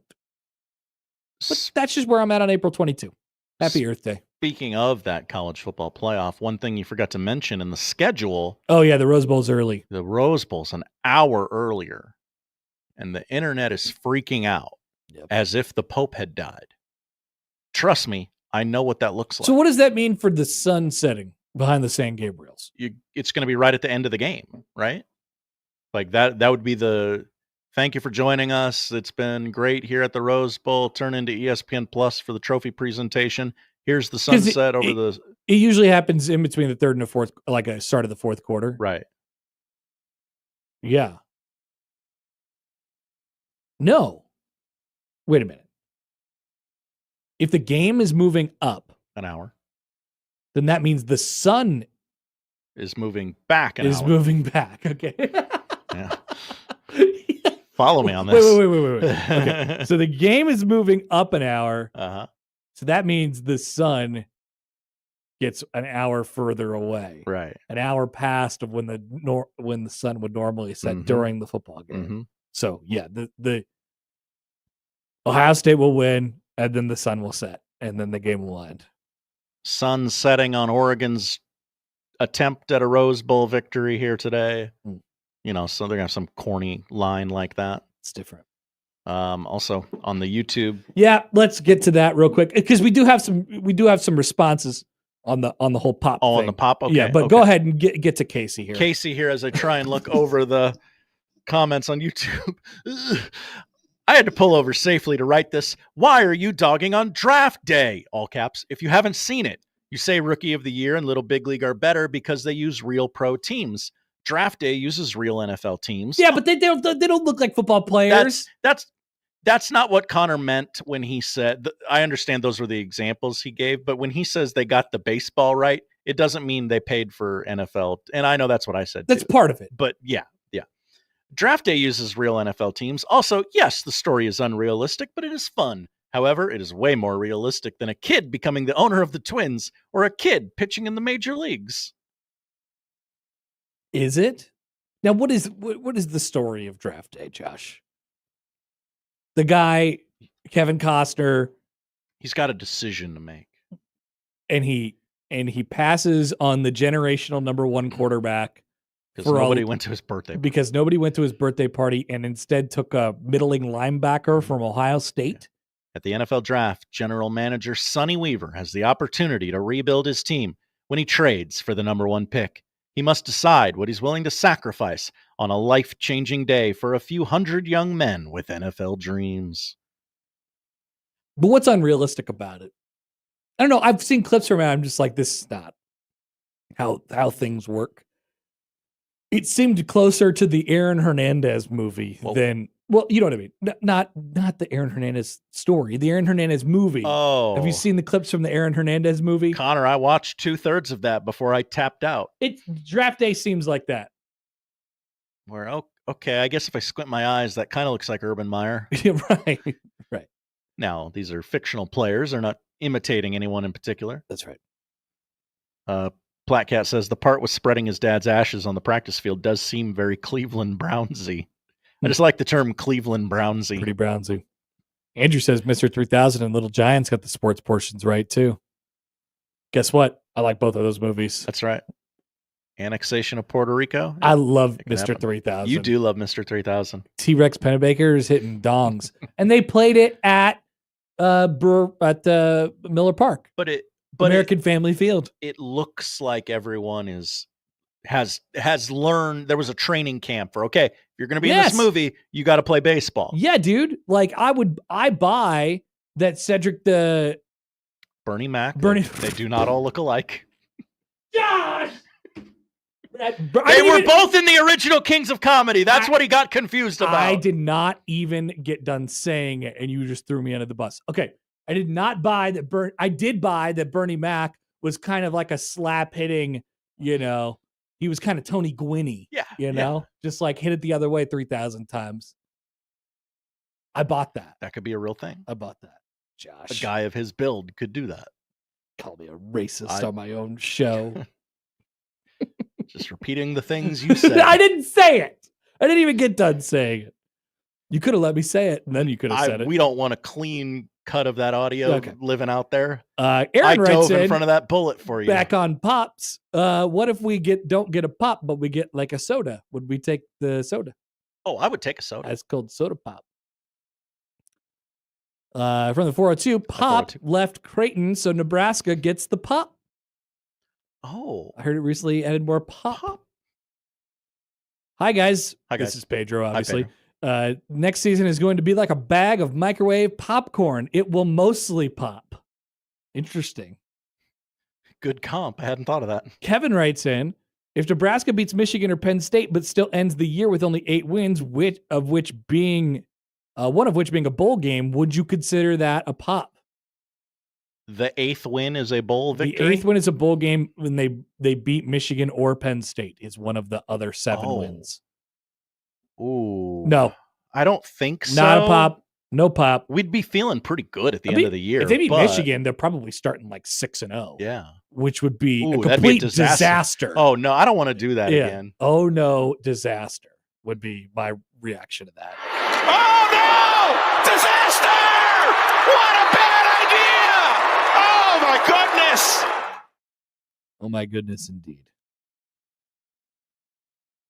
Kyle writes in. Hi, Kyle. So you guys are going to waste 3 full years and maybe the only 3 years you get with the Savior, Dylon.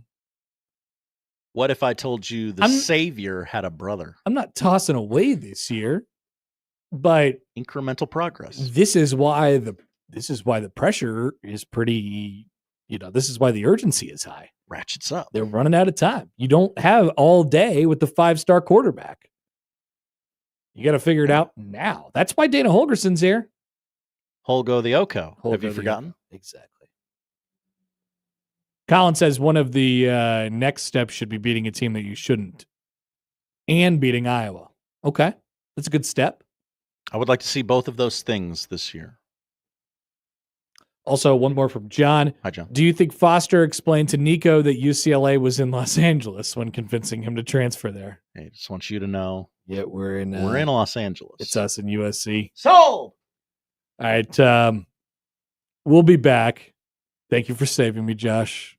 I should be thanking you. I got you. Back after this on 1620 The Zone.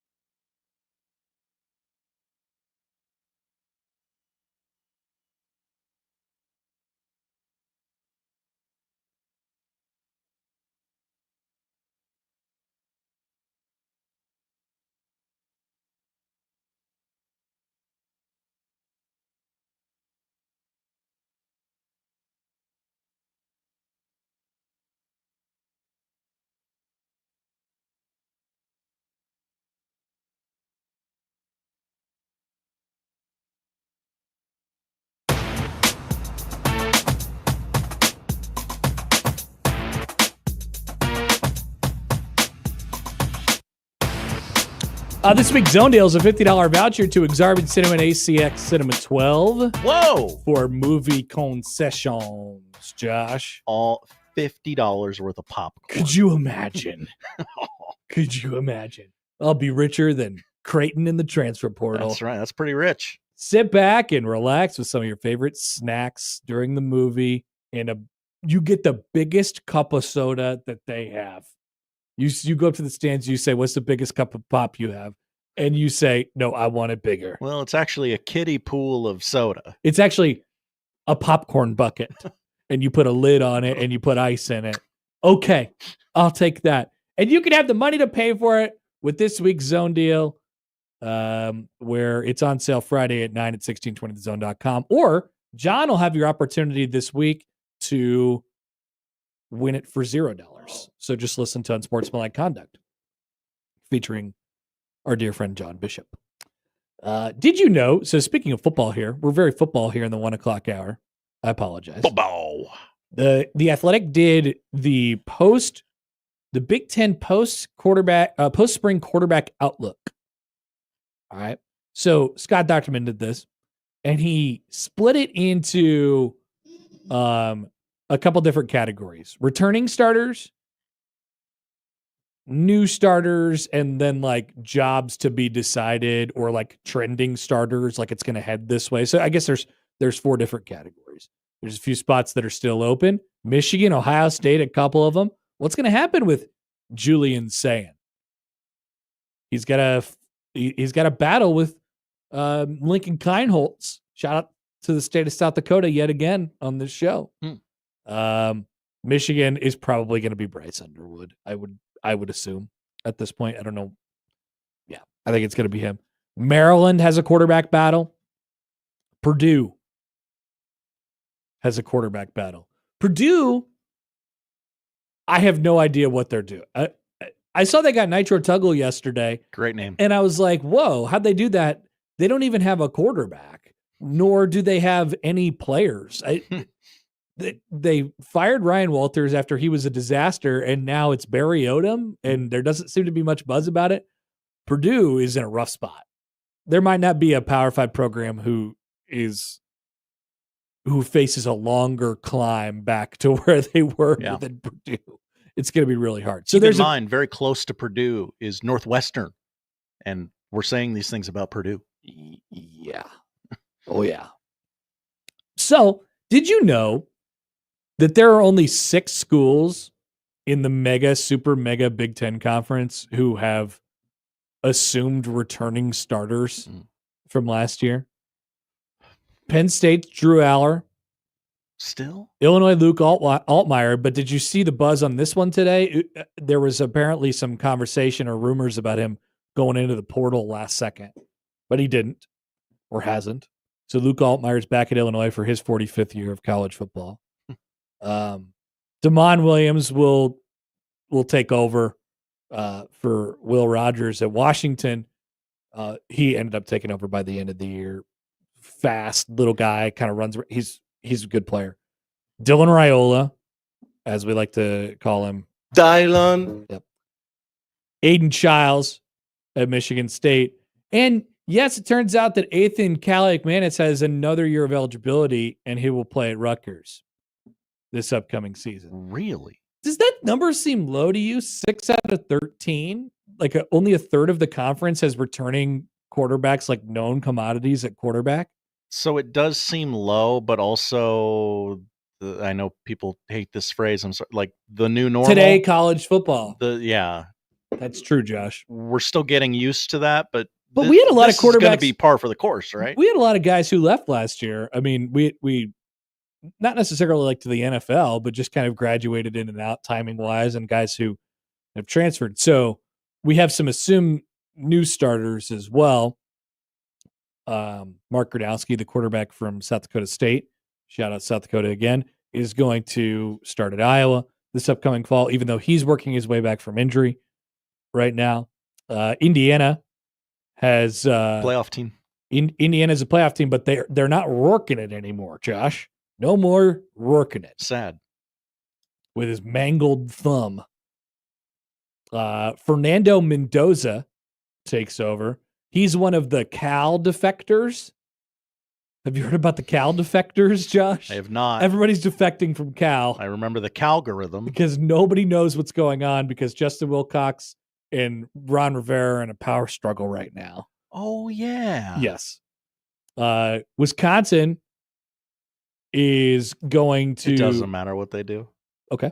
I'll skip I mean, that. you can read the name. I think they're going to start Billy Edwards, former Maryland quarterback, Billy Edwards. Northwestern brought in Preston Stone. Perfect Northwestern quarterback name. SMU guy. And then, there's talent at places like Oregon and USC and, we already mentioned Michigan and Ohio State. I don't know who Oregon's quarterback's going to be, but I bet it's going to be a pretty good one. You're pretty sure that guy's going to be good. And you could assume the same thing with Ohio State. That quarterback at Oregon that you're looking for is Dante Moore. Okay. This year. Watch out for Dante Moore. Are we sure about what happens at USC? Jordan Maiava, Nebraska saw him last year, the transfer from UNLV, where he was really good at UNLV in his freshman year, took over for Miller Moss last year. I saw him, we watched him play. Let's get that inside USC guy here. We should call him. Yes, we should call him. Just the spring checkup.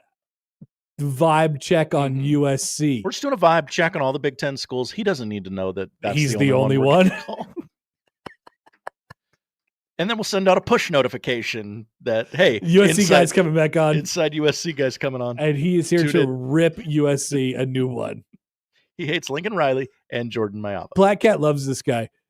Every time we talk about him, he's call him now. I have to hear him. He has the distaste for life that I want. I aspire to be that man one day. He hates everything. Be that bitter. We were talking to him last year, and it couldn't have been more than 3 minutes into the interview. So I was like, "Hey, so do you like Lincoln Riley?" Because I didn't know anything about the guy. Schreiner and I talked to him during your paternity and he wasn't leave, that bad, right? And he wasn't that bad. And we're like, okay, this. And I right as the music started to come back, I was like, this guy should be good if I remember him. I think he kind of hates USC, so dig into that if it comes up, and it came up. It was not that hard. It's not that hard. So Connor's talking to this guy that he doesn't know about, but he's got this vague, I think he might hate USC idea in his head. So it's time to grind this thing to a halt. Wait a minute. Yeah. If you didn't have that information on the front end, you would have kept it in the back of your head. Okay, I think he hates USC, but I don't want to ask him. We got to talk to that guy. We got to talk. Never have we had a guest on that created that much stir either. People either hated listening to him or absolutely loved him. One of the most memorable guys we've ever had on the show. Thank you. Great get, Josh. Great job by you. What's his name? I don't know. It's very Scott Wolf. Scott Wolf. Scott Wolf. Party of five. That's the point of having this conversation. It's very. I feel like it's odd to only have a third of the starting quarterbacks back in the league, and young Dylon is one of them. So congratulations to Dylon, our baby boy. Yep, who is a man. He's back, folks. Back with the poll questions. We'll tell you what to watch next on 1620 The Zone.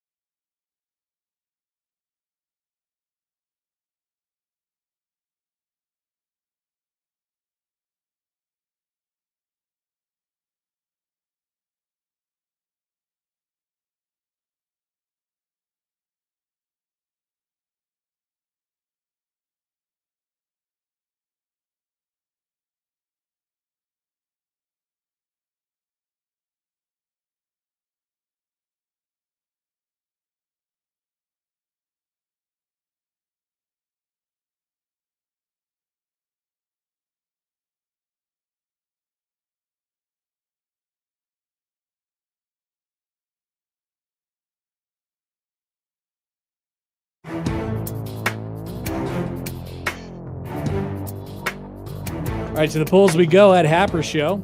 Let's look back to the Austin poll question first. A couple of those. Very eventful PM crossover yesterday. Okay, but we'll go to the Austin, the actual one that Austin posed. Okay.